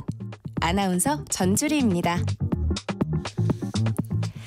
일터에서 억울한 일은 없어야겠죠. 알아두면 도움이 되는 노동법 이야기, 직장인을 위한 라디오 생존백서, 소나무 노동법률사무소 김효신 노무사와 함께합니다. 어서 오세요. 네, 안녕하십니까. 자, 오늘은 어떤 주제로 이야기 나눠볼까요? 네, 그 22년도 통계청 경제활동인구 부가조사에 따르면 우리나라 사업체가 약 608만 개가 있고요. 여기에 종사하시는 분들이 2,280만으로 조사됐습니다. 근데 이 가운데 우리 상시 근로자 수 5명 미만인 사업체는 약 247만 개고요. 거기에 일하시는 노동자분은 1,700만 정도라고 합니다. 그래서 뭐 우리나라 기업체 중에 약 40%가 근로자 5인 미만 사업장인 것인데요. 네. 그런데 이게 우리 근로기준법이 5인 미만 사업장에서는 중요 조항을 적용하지 않고 있습니다. 뭐 여기서 일하시는 분들은 근로 환경이 열악한 것은 뭐 물론이고 권리 보호의 사각지대에 놓여 있다, 이런 비판이 많은데요. 국회나 노동부에서도 이 점에 대해서 관심을 갖고 논의해 본다는 입장은 계속 피력해 왔습니다. 그런데 진척이 없다는 거거든요. 그래서 오늘은 뭐 상시 근로자 수 5명 미만 사업장의 실태를 한번 말씀드려 볼까 합니다. 그런데 단순히 근로자 수가 적다고 해서 법 적용을 달리하는 건 좀 차별의 소지가 있지 않을까요? 네, 맞습니다. 우리 헌법에는요, 근로조건의 기준에 인간의 존엄성을 보장하도록 법률로 정하도록 하고 있어요. 그래서 뭐 그간 몇 차례 헌법 소원을 제기해 왔거든요. 근데 번번이 합헌 판결이 나오고 있습니다. 거기서 이제 좀 내용을 알려드리면 이 위헌 소송이 처음에 1999년도에 시작됐는데요. 그때 영세 사업장의 열악한 현실을 고려하고 국가의 근로감독 능력의 한계를 아울러 고려해야 하며 5인 미만 사업장의 적용 배제가 입법 정책적 결정으로서 나름대로 합리적 이유가 있다고 합헌 결정한 일에 계속 거듭되고 있습니다. 네. 그래서 98년도 이후에 23년 동안 이루어진 5인 미만 사업장에 대한 개선은 10년도에 퇴직금이 적용된 거 이후로는 거의 없다고 봐도 무방하거든요. 그래서 뭐 해고로부터 보호받아야 되는 거, 연장 근로 한도의 제한, 그다음에 연장 야간 휴일 근로 수당의 지급, 뭐 연차 휴가 등은 70년 가까이 아무런 개선이 없이 진행되어 오고 있습니다. 네, 그렇다면 5인 미만 사업장에서 근무하는 분들에게는 어떤 조항들이 적용되고 있어요? 뭐 이분들도 법의 보호를 받아야 할 거 아니에요? 맞습니다. 근데 가장 기본적인 인간의 존엄성을 확보할 수 있는 정도의 그런 조항들만 적용되는데요. 이게 뭐 성국적 사회적 신분을 이유로 차별하지 못하게 하는 균등 처우해야 된다는 조항, 그다음에 강제 근로의 금지, 폭행 금지, 중간 착취의 배제, 공민권 행사의 보장이 적용되고요. 뭐 근로계약서 작성이라든지 업무상 부상 및 출산 전후 휴가 기간과 그 후 30일 해고 금지해야 되는 절대적 해고 금지 기간이 이제 적용되고, 그다음에 해고 예고나 4시간에 30분, 8시간에 1시간의 휴게를 줘야 된다는 거. 그다음에 일주 7일 중에 하루는 유급으로 쉴 수 있게 하는 주휴일과 주휴수당이 이제 적용되게 돼 있습니다. 네. 오늘 이야기의 핵심이 될 것 같은데요. 뭐 앞서도 잠깐 언급해 주셨지만 5인 미만 사업장이라는 이유로 적용되지 않는 노동법 조항들 어떤 게 있나요? 가장 중요한 것들인데요. 이게 주 52시간제가 적용되지 않고, 그다음에 공휴일, 연차 휴가, 휴업수당, 직장 내 괴롭힘 신고, 부당해고 구제 신청, 요즘에 가장 이슈화되고 있는 게 이제 중대재해처벌법이 있는데요. 이것도 적용되지 않습니다. 네. 오늘 라디오 생존백서 코너에서는 노동법 예외 대상으로 분류되는 5인 미만 사업장 문제에 대해서 이야기 나눠볼 예정입니다. 사업장이 작다는 이유로 부당한 차별을 받고 계시거나 그로 인해서 도움이 필요한 분들 계시다면 문자 보내주시기 바랍니다.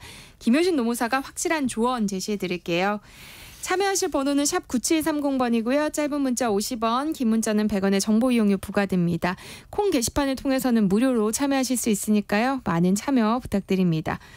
네, 실제로 5인 미만 사업장에서 부당 해고를 당하는 사례가 많다고요. 네, 맞습니다. 여기서 이제 조사한 사례가 있는데요. 직장갑질 119라는 단체에서 지난해부터 1년 동안 5인 미만 사업장 근로자들에게 받은 가운데 해고 관련 상담이 절반 이상이었다라고 밝혔어요. 실제로 23년도 1월 이후에 본인 의지와 관계없이 실직한 5인 미만 사업장의 근로자는 약 17.5%에 이른다. 네. 그런데 이 300인 이상 사업장의 근로자의 약 8%가 답변한 거에 보면 2배가 넘는다라는 답변이거든요.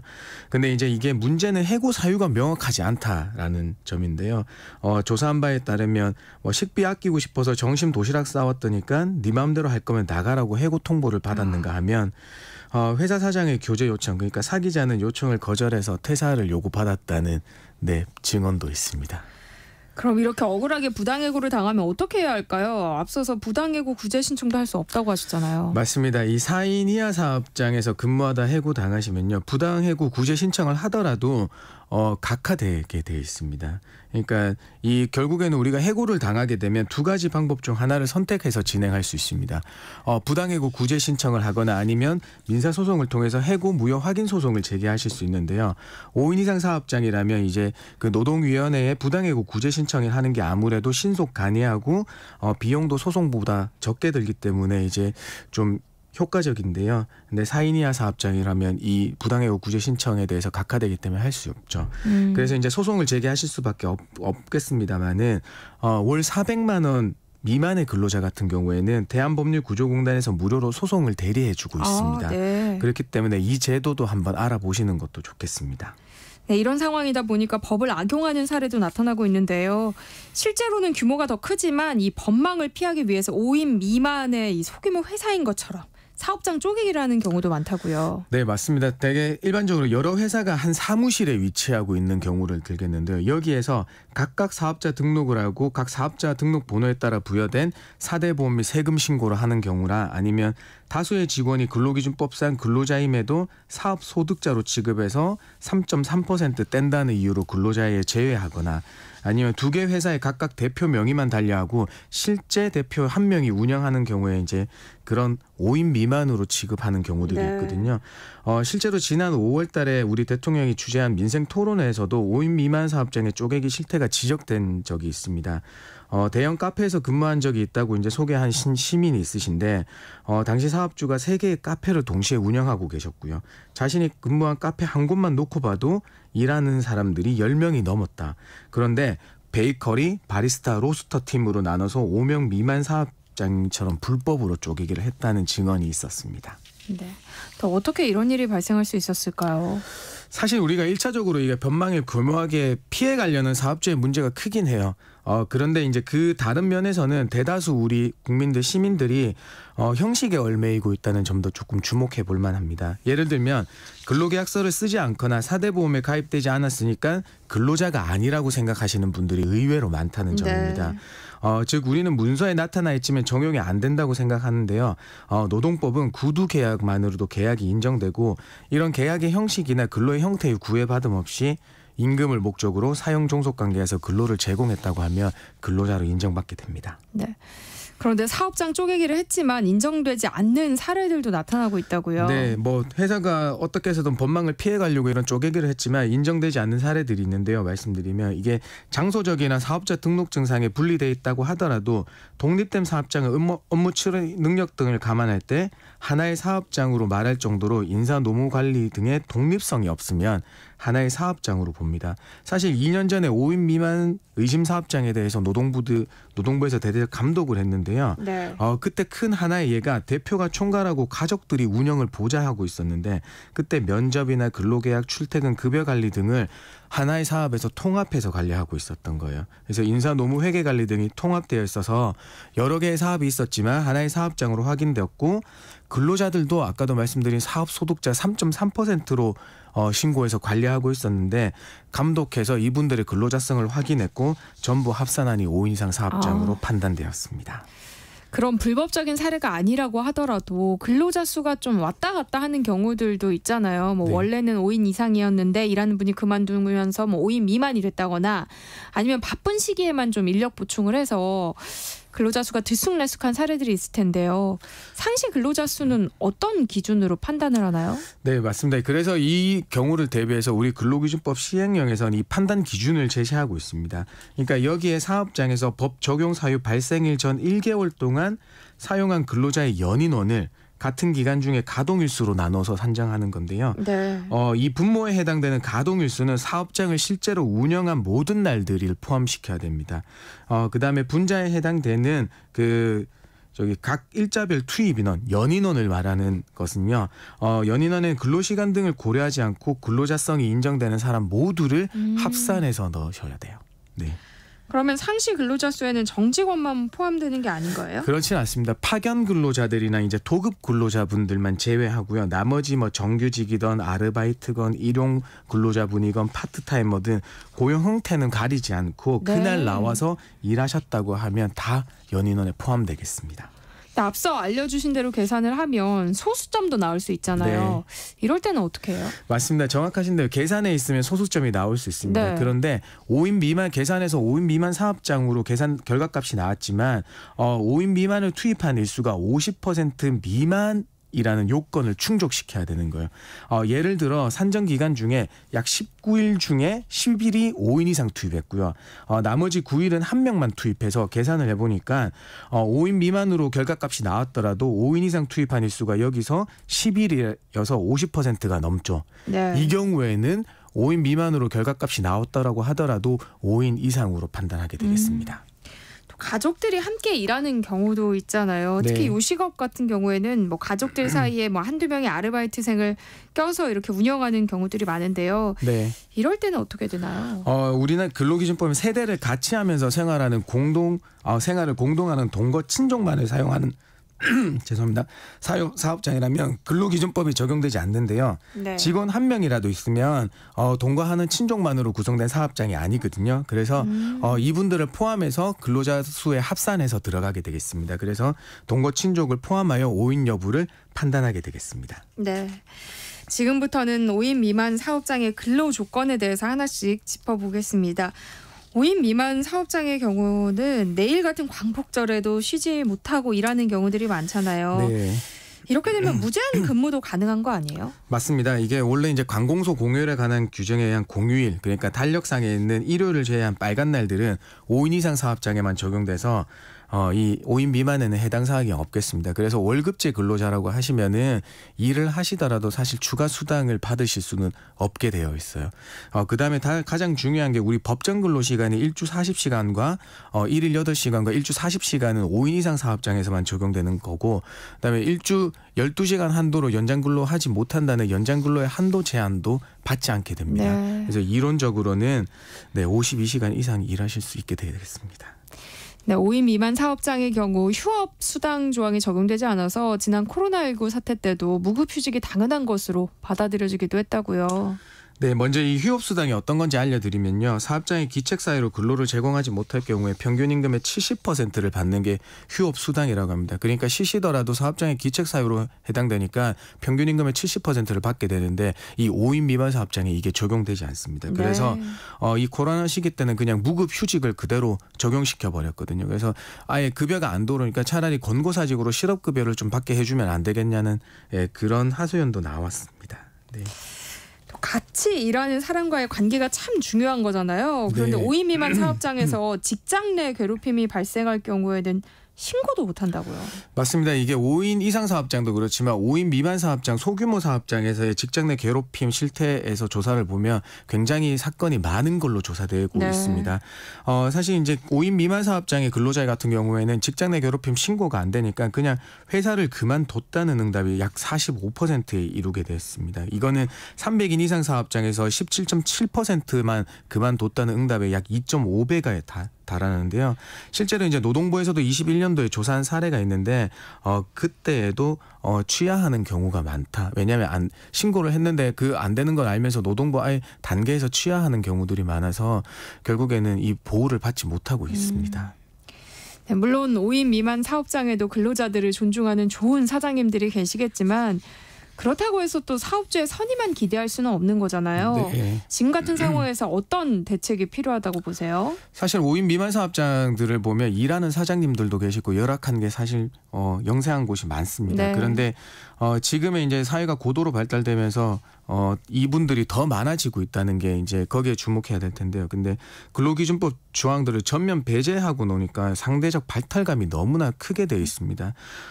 그래서 어느 정도 비례해서 부여해 주는 게 맞지 않다고 생각합니다. 연차 휴가를 전면적으로 배제하고 가산수당을 전면적으로 배제하니까 박탈감이 크니까 가산율을 50% 말고도 조금 더 낮춰서 인정을 해주거나 아니면 연차 휴가도 15일을 다 인정해 주지 못하더라도 이 규모에 맞게 조금 더 비례적으로 적용해 줘야 될 것이라고 생각합니다. 네. 오늘은 5인 미만 사업장의 노동 현실을 들여다보고 있는데요. 관련해서 궁금한 점 있으시거나 법적 조언이 필요하신 분들 계시다면 문자 보내주시기 바랍니다. 김효신 노무사가 상담해 드릴게요. 그럼 노래 한 곡 듣고 올까요? 김광석의 먼지가 돼요. 네, 여러분들이 보내주신 문자 함께 살펴보겠습니다. 익명으로 문의 주신 분인데요. 5인 미만 사업장입니다. 사장, 친인척이 일을 하지도 않는데 직원으로 등록되어 있고요. 퇴직금도 12월에 한 번, 월급 2배로 몰아서 줍니다. 연차도 없고요. 격주로 토요일 출근에 야근 수당도 없습니다. 고발할 수 있을까요? 하셨어요. 네, 지금 뭐 5인 미만 사업장이라고 하셨으니까요. 네. 이 연차 휴가는 5인 미만 사업장에서도 이제 적용이 되지 않는다는 점을 알려드리겠습니다. 그다음에 격주로 이제 토요일에 출근하는 이제 야근 수당이 없는 부분은 이 월급여가 기본급으로만 구성되어 있는지 아니면 포괄임금제에 있는지 한 번 더 살펴보시고 그냥 포괄임금제 계약이 아니라고 하면 추가적으로 청구할 수 있는 방법이 있는데 요거는 임금 체불이 일어나고 있는 거기 때문에 역시나 신고를 좀 통해서 권리 구제를 받아주셔야 될 것 같아요. 네. 여기서 이제 퇴직금도 2배 12월에 한 번씩 준다고 하시는데요. 이 퇴직금 중간 정산 사유는 약 한 9개 정도의 사유에 해당되지 않으면 중간 정산을 금지하고 있거든요. 네. 그래서 이 부분도 같이 신고해 주시면 되겠습니다. 그다음에 친인척이 일하지도 않는데 이제 직원으로 등록되어 있는 부분은 어떻게 보면 이분의 급여 신고 인건비를 신고함으로 인해서 세금 쪽에서 이제 혜택을 보고 계신다는 건데요. 요거는 이제 나중에 세무조사에서 이제 밝혀질 일이기 때문에 이제 그것도 참고해 주시면 되겠습니다. 네. 5289님이요. 5인 미만 사업장입니다. 저희는 식대가 따로 없고요. 사장님이 매일 점심을 직접 해주십니다. 그런데 문제는 맛이 없고요. 장 보는 비용을 걷기까지 합니다. 이건 어디에 호소할 수 있을까요? 하셨어요. 저는 첫 줄만 읽고 굉장히 따뜻한 이야기인 줄 알았어요. 네. 사실 이제 장 보는 비용을 거두시니까 식대를 어느 일부분 본인이 부담하시는 것 같아요. 그러면 이거는 우리가 어느 신고할 수 있는 부분은 아닌 것 같고 회사에서 이제 자체적으로 조금 얘기하셔가지고 네. 자체적으로 해결하셔야 될 부분 같아요. 네. 아니 맛없는 음식을 매일 먹는 것도 고역이잖아요. 네, 그것도 돈까지 내면서. 네, 이게 되게 민감한 부분이기도 하고 되게 조금 말하기가 좀 그렇습니다. 네. 사장님은 아마 모르실 거예요. 그렇죠. 이제 사장님은 잘해주신다고 하는데 이게 서로 입장이 다르니까 그런 것 같습니다. 네. 1918님 숙식 제공이 되는 업체라고 해서 타지까지 와서 일하고 있었습니다. 그런데 여러 문제가 겹치면서 숙소 제공이 어려워졌어요. 이 월급으로 타지에서 방세까지 내면서 일하기는 어려운 상황인데요. 이 경우에는 제가 자발적으로 퇴사하는 수밖에 없을까요? 하셨어요. 이 경우는 이제 회사에서 더 이상 이제 경제적으로 어려워서 제공이 안 되는 걸로 이제 인식하고 계시는 것 같아요. 이런 경우에는 우리가 자발적으로 퇴사하더라도 처음 계약과 다른 조건으로 이제 변경이 되어서 못 다닌다고 하시면 네. 이 부분도 이제 실업급여가 될 수 있거든요. 그래서 자발적으로 퇴사하시더라도 다른 재취업 활동 열심히 하실 동안은 실업급여 혜택을 받으실 수도 있으니까 이쪽으로 한번 알아보시면 좋겠어요. 네. 직장인을 위한 라디오 생존백서 오늘은 여기까지 하겠습니다. 소나무 노동법리사무소 김효신 노무사와 함께했습니다. 고맙습니다. 네, 감사합니다.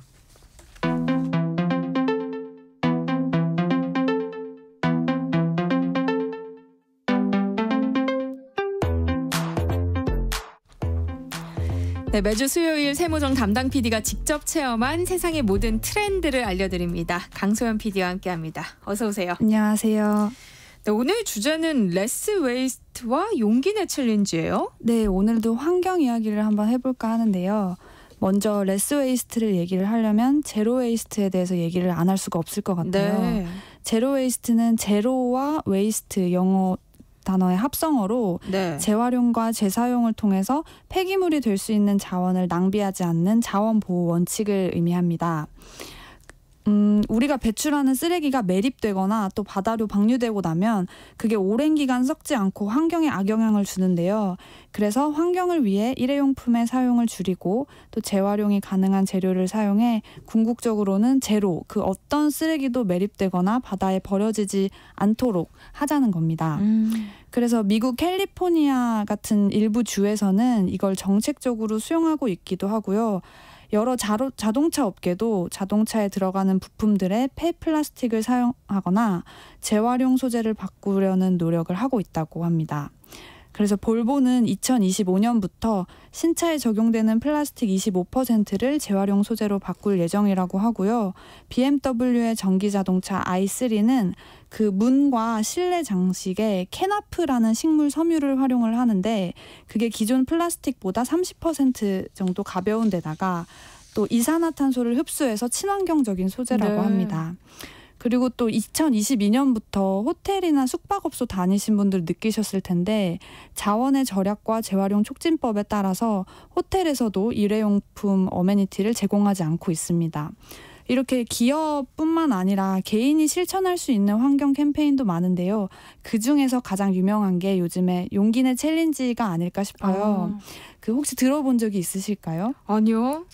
뭐예요? 용기내 챌린지가 저희가 코로나 이후로 배달 음식을 너무 많이 먹다 보니까 플라스틱 사용량이 너무 많이 늘었다고 해요. 그래서 음식 포장으로 발생하는 불필요한 일회용품의 사용을 줄이고 또 쓰레기를 줄이자는 취지에서 시작된 챌린지입니다. 그래서 그 용기, 우리 그 씩씩하다 할 때 그 용기와 물건을 담는 용기라는 그 이중적인 의미를 사용해서 만든 용기 내에 담아주세요 하는 용기를 내봅시다 하는 이런 재치 있는 네이밍의 환경 캠페인입니다. 이름을 참 잘 지었네요. 그런 것 같아요. 그럼 먼저 레스 웨이스트가 정확하게 어떤 개념인지 좀 설명해 주세요. 그 생활 속에서 재사용, 재활용이 되는 자원은 최대한 재활용을 하고 그리고 필요하지 않은 폐기물을 줄이려는 모든 노력이 포함이 될 것 같습니다. 제로 웨이스트라는 단어를 통해서 환경 보호를 얘기하는 분들이 많아지고는 있지만 결국에는 정말 환경을 지키기 위해서는 환경에 관심 있는 사람들뿐만 아니라 불특정 다수의 개인들이 모두 다 쓰레기를 줄이는 데 동참을 해야 하는데 저희가 아무래도 뭐 환경보호 한다 하지만 살다 보면 쓰레기를 제로로 만드는 건 진짜 무지하게 어렵잖아요. 그럴 것 같아요. 네. 그래서 제로가 아니더라도 꼭 다 없애진 않더라도 쓰레기를 지금보다 덜 만드는 방향으로 살아가자는 게 레스 웨이스트입니다. 나는 쓰레기 없이 살기로 했다. 이 책의 저자가 비 존슨이라는 사람인데요. 이 사람이 자신의 책에서 5R 운동, 5가지의 R 운동을 제시를 했어요. 그 비 존슨의 가족이 이 운동을 통해서 쓰레기를 줄이기 위해 1년 동안 노력을 했는데 일단 집안의 모든 물건을 최대한 오래 사용할 수 있거나 재사용이 가능한 물건으로 바꿨고 또 이 노력을 통해서 4인 가족이 1년간 배출한 쓰레기 양이 1리터 크기의 작은 유리병 하나였다고 합니다. 와. 그래서 거의 제로 웨이스트까지는 성공을 했는데 이분조차도 그러니까 완벽한 제로 웨이스트는 불가능했던 거예요. 뭐 그래서 이런 조금이라도 덜 쓰는 레스 웨이스트가 또 얘기가 나오지 않나 싶어요. 뭐 그래도 이분이 정말 그 1년 동안 썼는데 1리터 크기의 작은 유리병 하나의 쓰레기가 담을 정도라고 하니까 또 엄청난 노력을 한 거잖아요. 그래서 이 5R 운동이 뭐였냐 소개를 드려보자면 첫 번째 R은 refuse, 거절하기입니다. 네. 일상생활에서 그 무료로 받는 일회용품이나 플라스틱을 거절하는 건데 저희 일상생활에서 찾아볼 수 있는 걸 꼽아보자면 전단지나 비닐봉지, 빨대 이런 걸 거절하는 것. 그리고 두 번째 R은 reduce, 줄이기인데요. 불가피하게 사용해야 하는 것이 있다면 줄이기. 그리고 꼭 필요한 물건만 구매를 하고 가급적이면 포장이 적은 제품 위주로 구매하는 겁니다. 그리고 이제 뭐 그런 중고 마켓 같은 걸 통해서 필요하지 않은 물건은 다른 사람과 또 나누고 뭐 일회용 쓰레기를 최대한 줄이는 방식으로 실천할 수 있고요. 세 번째는 reuse, 재사용하기입니다. 이게 뭐 다시 쓸 수 있는 물건을 최대한 재사용하는 거. 그리고 네 번째가 리사이클, 재활용하기. 그리고 마지막이 rot라고 썩히기. 재활용할 수 없는 음식물 쓰레기 같은 경우에는 음식물만 모아서 썩혀 비료나 사료로 만들고 또 이제 이거를 가지고 또 다시 뭐 가정에서 재활용하는 걸 의미를 한다고 합니다. 그래서 뭐 다양한 방법이 있지만 이제 이걸 머릿속에 는 다 뭐 넣고 살 수는 있다고 해도 어쨌든간 살다 보면 쓰레기를 안 버릴 수는 없잖아요. 네. 그래서 그렇기 때문에 뭐 제로까지는 아니더라도 지속 가능성과 실천 가능성을 위해서 좀 최대한 소유에 대한 욕심을 좀 지양하고 최소한의 물건만 갖추고 사는 레스 웨이스트도 결국에는 제로 웨이스트로 가는 방법 중 하나로 볼 수 있을 것 같습니다. 그러면 강 PD는 평소에 쓰레기를 얼마나 배출하는지 한번 확인해 본 적 있어요? 제가 이번에 이걸 위해서 한번 해봤어요. 네. 근데 청취자 여러분들께서도 한번 하루 종일 내가 쓰레기를 얼마나 배출하는지 의식해보는 것도 굉장히 좋은 경험일 것 같다고 생각을 했어요. 왜냐하면 이게 보통 사무실에도 바로 옆에 쓰레기통이 있고 화장실에도 쓰레기통이 있고 우리나라는 길거리에도 쓰레기통이 굉장히 많아서 그러니까 편하게 버릴 수가 있잖아요.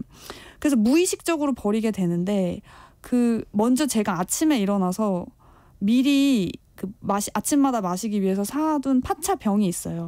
그거를 하나 들고 집을 나서요. 네. 그거를 하루 종일 마시고 버리니까 일단 플라스틱 한 통이 생기고요.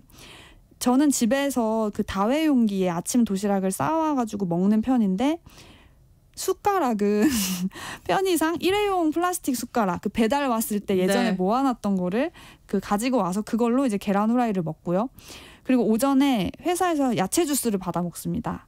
그래서 그것 역시도 플라스틱 통에 담겨 있고 이렇게 비닐띠가 둘려져 있어요. 그리고 중간중간에 물을 마시기 위해서 일회용 조인컵을 사용하는데 이걸 뭐 한 번만 쓰고 버리진 않지만 그래도 하루에 하나는 무조건 쓰는 것 같고요. 네. 그래서 오전 시간만 해도 벌써 플라스틱이나 일회용품을 4번이나 사용을 한 거예요. 그리고 저희 점심을 먹고 나서 좀 졸려서 커피를 사 먹으러 나갈 때도 일회용 플라스틱 컵과 거기 이제 슬리브가 이제 사용이 되고 뭐 저는 물론 빨대는 쓰지 않습니다만 거의 하루에 플라스틱 컵으로 뭔가 음료를 하나씩은 꼭 사 마시는 것 같아요. 그리고 집에 가서 이제 가끔 쌀국수를 배달시켜 먹는데 그러면 이렇게 다들 아실 거예요. 배달용 큰 플라스틱 2통과 뭐 단무지, 양파 같은 거 담겨 있는 스티로폼 그리고 또 뭔가 이제 소스나 이런 게 이제 뭐 담겨 있는 작은 플라스틱 용기도 한 2-3개 정도 생깁니다. 그리고 또 이제 프레시 배송 같은 거 시키면 음식이 오는데 그 음식들도 비닐 얼음팩과 같이 들어있고 또 과일 같은 것도 보통 플라스틱 통에 담겨져 있어서 제가 하루에 사용하는 플라스틱이나 뭐 일회용품을 모아봐도 거의 이렇게 큰 파란 봉투에 한 절반 정도는 채울 수 있을 것 같더라고요. 저도요. 네. 그래서 의식하지 않을 때는 제가 뭘 그렇게 특별히 많이 버린다고 생각하지 않았는데 생각보다 많이 버리고 있었습니다. 그럼 일상에서는 어떻게 레스 웨이스트를 실천할 수 있을까요? 이게 아무래도 습관적으로 많이 사용을 하는 게 뭔가 마시거나 먹을 때 쓰는 경우인 것 같아요. 종이컵, 나무젓가락, 일회용 접시 같은 일회용품 이걸 줄이는 게 가장 큰 발걸음일 것 같고요. 왜냐하면 사실 이것들은 대체할 것이 분명히 존재를 해요. 그렇지만 우리가 귀찮기 때문에 씻는 지금 게 귀찮기 저도 있어요. 네. 어떡해요. 그래서 이런 것들을 텀블러나 재사용이 가능한 젓가락 그리고 접시 비닐봉지 대신 장바구니나 에코백으로 바꾸면 뭐 그것만으로도 충분히 많은 양의 쓰레기를 줄일 수 있을 것 같고요. 또 포장이 과하지 않은 제품을 사거나 낮게 포장이 되어 있는 제품보다는 이렇게 한 번에 포장되어 있는 제품을 사기 그리고 또 용기를 재사용할 수 있는 경우에는 리필 상품을 구매를 해서 리필해서 쓰기 그리고 썩지 않는 플라스틱 대신에 분해가 가능해서 환경을 오염시키지 않는 생분해성 제품 찾아서 쓰기 그리고 가장 쉽게 할 수 있는 건 이제 또 뭐 요즘에 배달 어플 같은 거 보면 거절하기 탭이 있잖아요. 그래서 수저 포크 안 주셔도 돼요. 일회용 수저 포크를 거절하는 글 안에 꼭 체크해 주시는 것도 방법일 것 같고 또 저희 팀에서 나왔던 얘기인데 물티슈를 사용하는 경우가 굉장히 너무 많아요. 많은데 이 물티슈에도 플라스틱이 함유가 되어 있다고 해요. 그래서 아예 안 쓰는 건 불가능하다고 해도 최대한 한 장씩만 아껴서 쓰는 습관을 통해서 지구를 지킬 수 있을 것 같습니다. 저도 매일 물을 마시는데 저도요. 매일 종이컵을 사용하고 있었네요. 반성합니다. 저도 그랬는데 이걸 하고 뒤에서도 말씀드리겠지만 이 쌓이는 쓰레기의 양을 자료 조사를 하다가 이렇게 찾아보게 됐는데 네. 그러고 나니까 저도 오늘 텀블러를 챙겨왔거든요. 그래서 이런 걸 좀 반성을 해야겠다라고 느낄 수 있는 계기였어요. 저한테도. 네, 요즘에는 제로 웨이스트 샵도 많이 생겨나고 있다고요. 네, 제로 웨이스트 샵은 생산부터 소비까지 제로 웨이스트를 지향하는데요. 포장재 사용이나 환경 오염을 최소화하면서 제품과 서비스를 판매하는 가게입니다. 생활 속에서 꼭 필요한 제품들을 꼭 필요한 만큼만 불필요한 포장 없이 판매를 하는 곳인데 그래서 대다수가 오프라인 방식으로 판매가 진행이 돼요. 이게 택배를 활용을 하면 운송 과정에서 탄소가 발생하고 또 이제 불필요한 포장 쓰레기가 나오기 때문인데요. 그래서 뭐 전국에 한 100여 개의 제로웨이스트 샵이 있는 걸로 알고는 있지만 보통 수도권에 모여 있어서 지역에서는 이런 제품들을 소비하기가 어렵다고도 합니다. 어떤 물건들을 판매하냐 보면 곡물이나 세제 같은 걸 유리병에 담아서 그램 단위로 판매를 하고요. 네. 소비자들은 그걸 담기 위한 그릇을 직접 가져가야 됩니다. 친환경 소재로 만든 행주부터 천연 수세미, 대나무 칫솔, 실리콘 빨대, 고체 치약, 면 생리대 이런 제품들을 판매를 하고요. 아마 대나무 칫솔 같은 거 많이 보셨을 텐데 네. 기존의 나일론 칫솔모 대신에 천연 재료인 대나무로 만든 칫솔이에요. 저도 한번 써봤는데 그러니까 사실 조금 불편하기는 했어요. 그러니까 평소에 제가 느끼던 그 감각은 아니어서 그렇지만 뭐 이런 걸 사용함으로써 플라스틱 폐기물을 줄이고 또 우리 미래 세대에도 도움이 된다고 하면 충분히 감당할 수 있을 정도의 또 불편함이었다고 뭐 생각이 들고요. 제로웨이스트 카페도 있습니다. 이 카페는 냅킨, 컵, 빨대 같은 일회용품을 일절 사용하지가 않는 카페고요. 일회용 컵 대신에 텀블러나 머그컵을 활용을 하고 일회용 티슈 대신에 쓸 수 있는 손수건을 비치를 해놔요. 그래서 이제 그거를 사람들이 가져다가 뭘 흘렸거나 하는 걸 닦는 모습을 볼 수 있고 또 제가 찾아봤던 카페는 모든 메뉴가 비건으로 또 만들어지고 있는 카페여서 찾아보기는 어렵지만 한 번쯤 찾아가면 또 많은 걸 느낄 수 있을 만한 그런 공간인 것 같아요.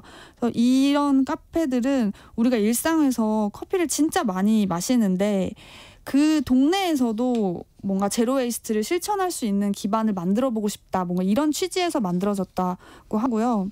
여기 역시 테이크아웃을 하려면 뭐 개인용 컵이나 용기를 가지고 와야 한다고 합니다. 네. 김진희 님이 쓰레기를 안 만들어야 쓰레기가 안 생깁니다. 음식도 적게 하고 적게 먹고요. 물도 텀블러로 휴대하고 과자도 덜 먹고 컵도 가지고 다니고 해야죠. 조금만 불편하고 노력하면 쓰레기를 줄일 수 있습니다. 저는 세제도 사용 안 해요. 쌀뜨물로 설거지합니다 하셨어요. 대단하시네요. 현명하십니다. 네. 이 제로 웨이스트 샵에서 소프넛 열매라는 걸 파는데 네. 이게 세탁 세제 대용으로도 사용이 가능하다고 해요. 그래서 화학 성분 없이 세정 효과가 뛰어나고 잔여물이 남지 않아서 피부 자극도 적다고 하는데 저는 몰랐어요. 이런 게 있는지도. 사실 조금 알아보면 저희 현명한 청취자분처럼 그러니까 굳이 그런 시중에 나오는 세제나 뭔가 이런 세정할 수 있는 제품들 사용하지 않아도 충분히 깨끗하게 뭐 지낼 수 있는 것 같아서 네, 그런 것들도 많이 찾아보시고 주변에 공유하고 하면 좋은 것 같아요. 네. 근데 아무리 줄이려고 해도 쓰레기는 또 생기기 마련이잖아요. 근데 이걸 어떻게 버리냐, 즉 분리수거를 어떻게 하느냐도 중요한 것 같아요. 이 분리 배출 저도 완벽하게 못해서 이번에 찾아봤어요. 핵심 4가지가 비운다, 그리고 헹군다, 분리한다, 섞지 않는다. 이 4가지라고 합니다. 그래서 좀 헷갈리는 부분은 내 손 안에 분리배출 앱이라는 게 있는데 네. 이게 이제 보면 누구나 손쉽게 분리수거를 실천할 수 있도록 운영되고 있는 어플이래요. 여기 들어가면 그 뭐 분리해야 될 항목에 따라서 다양한 배출 요령이나 팁 같은 게 나와 있어서 그걸 좀 참고하시면 좋을 것 같고 분리수거를 할 때 먼저 분리배출 마크를 보시고 어떻게 분리수거를 할지 구분을 해야 합니다. 그래서 그 재활용 마크가 적혀 있지 않다면 재활용이 불가하고요. 종이와 종이팩은 확실하게 분리를 해서 혼합되지 않게 따로 배출을 해야 되고, 붙어있는 비닐 코팅이나 스프링, 테이프, 철핀 같은 걸 모두 제거를 한 뒤에 분리 배출을 해야 합니다. 유리병과 캔은 내용물을 비워서 깨끗하게 세척을 한 후에 뚜껑과 라벨지를 제거해서 버려야 합니다. 유리병의 뚜껑은 알루미늄이라서 재활용하기가 어렵다고 해요. 네. 그리고 소주나 맥주 같은 빈 용기, 이런 거, 이 빈 용기 보증금 대상 유리병은 근처 편의점 같은 데 가져가시면 보증금을 환급받을 수 있다고 해요. 저도 이거 받아본 적이 있는데 병뚜껑이랑 라벨에 이 환불 문구가 있는지를 확인을 하고, 만약에 뭔가 소매점에서 환불을 거부하면 신고 시에 최대 5만 원까지도 보상이 가능하다고 합니다. 그리고 깨져서 버리는 거울이나 전구, 크리스탈 유리, 도자기 같은 건 유리가 아니라고 해서 이렇게 분리수거 대상이 아니고요. 비닐류는 역시 이물질을 세척한 뒤에 다양한 상포를 제거하고 분리 배출을 합니다. 그리고 유색 플라스틱 같은 경우에는 내용물 비워서 이물질 제거하고 버려야 하는데 이때도 상표를 제거를 해야 하고요. 무색 플라스틱은 보통 음료나 생수병인데 이것도 내용물 비우고 라벨을 제거를 해서 찌그러뜨린 다음에 뚜껑을 닫아서 무색 페트병 수거함에 버리면 된다고 합니다. 네. 강 PD도 레스 웨이스트 실천해 본 거죠? 네, 제가 하루 동안 레스 웨이스트를 실천을 해봤는데요. 그 모습들 짧게 담아왔으니까 한번 들어볼까요? 자, 제가 출근을 해서 이제 아침을 보통 먹는데 이렇게 플라스틱 용기에 계란과 닭가슴살을 싸워서 이제 먹어보도록 하겠습니다.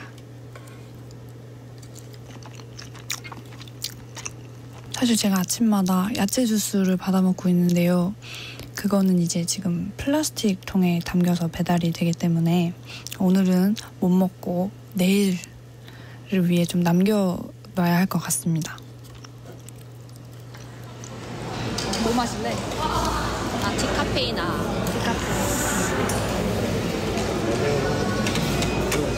저 디카페인 아이스 아메리카노 2잔 주시는데 한 잔은 텀블러에 주시겠어요? 한 잔만 텀블러. 네. 영수증 필요하세요? 아니요, 괜찮아요.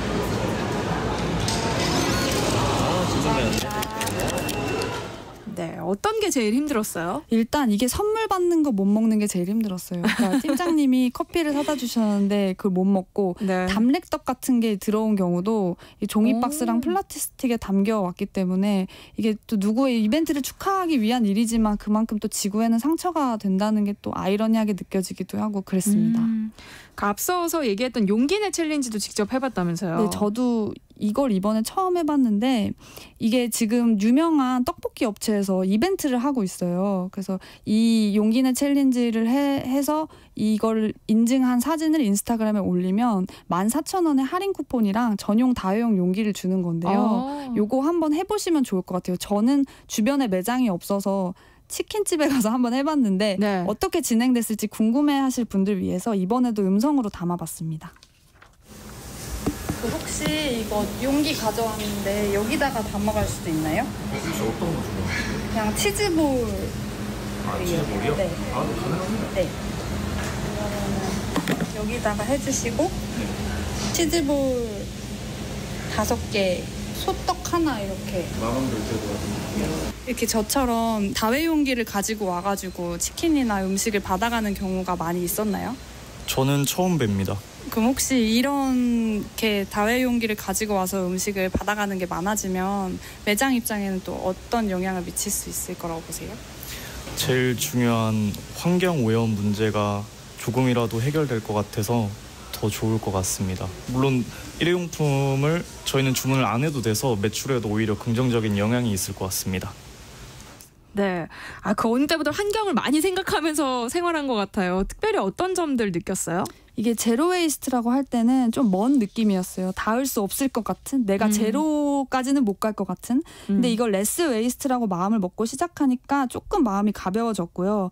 어쨌든 평소에 쓰던 것 절반 이상은 확실히 사용을 줄였다는 생각이 듭니다. 네. 그래서 종이컵과 플라스틱 사용만 안 해도 굉장히 제가 지구를 살렸다 이런 뿌듯함이 들고 그러니까 일회용품이 없다고 해서 내 삶이 끝나는 게 아니라 약간 불편해지는 건데 이렇게 해서 더 큰 가치를 또 지킬 수 있으면 그 귀찮음도 좀 숭고하게 느껴질 것 같다는 생각을 했습니다. 네. 마지막으로 짧게 세모종 청취자들에게 하고 싶은 말 있다면요. 저희 청취율이 살짝 올랐어요. 그만큼 우리 방송에 귀 기울여 주시는 분들이 많아진 것 같은데 다시 한번 감사드리고, 그러니까 저희도 뭐 세모종 레스 웨이스트 같은 걸 해보면 어떨까 싶어요. 그래서 뭐 카페에서 텀블러로 음료 받기, 그리고 뭐 정 어려워서 배달시켜 먹을 때는 일회용 수저랑 포크 최대한 안 받기, 쇼핑할 때 장바구니 쓰기, 이런 거 우리 프로 듣는 청취자분들이라도 해보면 어떨까 싶습니다. 네, 저도 함께 해보겠습니다. 화이팅! 네, 오늘은 강 PD와 레스 웨이스트와 용기내 챌린지 이야기 나눠봤고요. 다음 주 수요일에는 주하영 PD가 직접 체험한 체험 삶의 현장 공유해드릴게요. 함께해 주셔서 고맙습니다. 감사합니다. 네, 저도 여기서 인사드릴게요. 여러분 행복한 오후 이어가시고요. 내일 다시 찾아뵙겠습니다. 아나운서 전주리였습니다. 고맙습니다.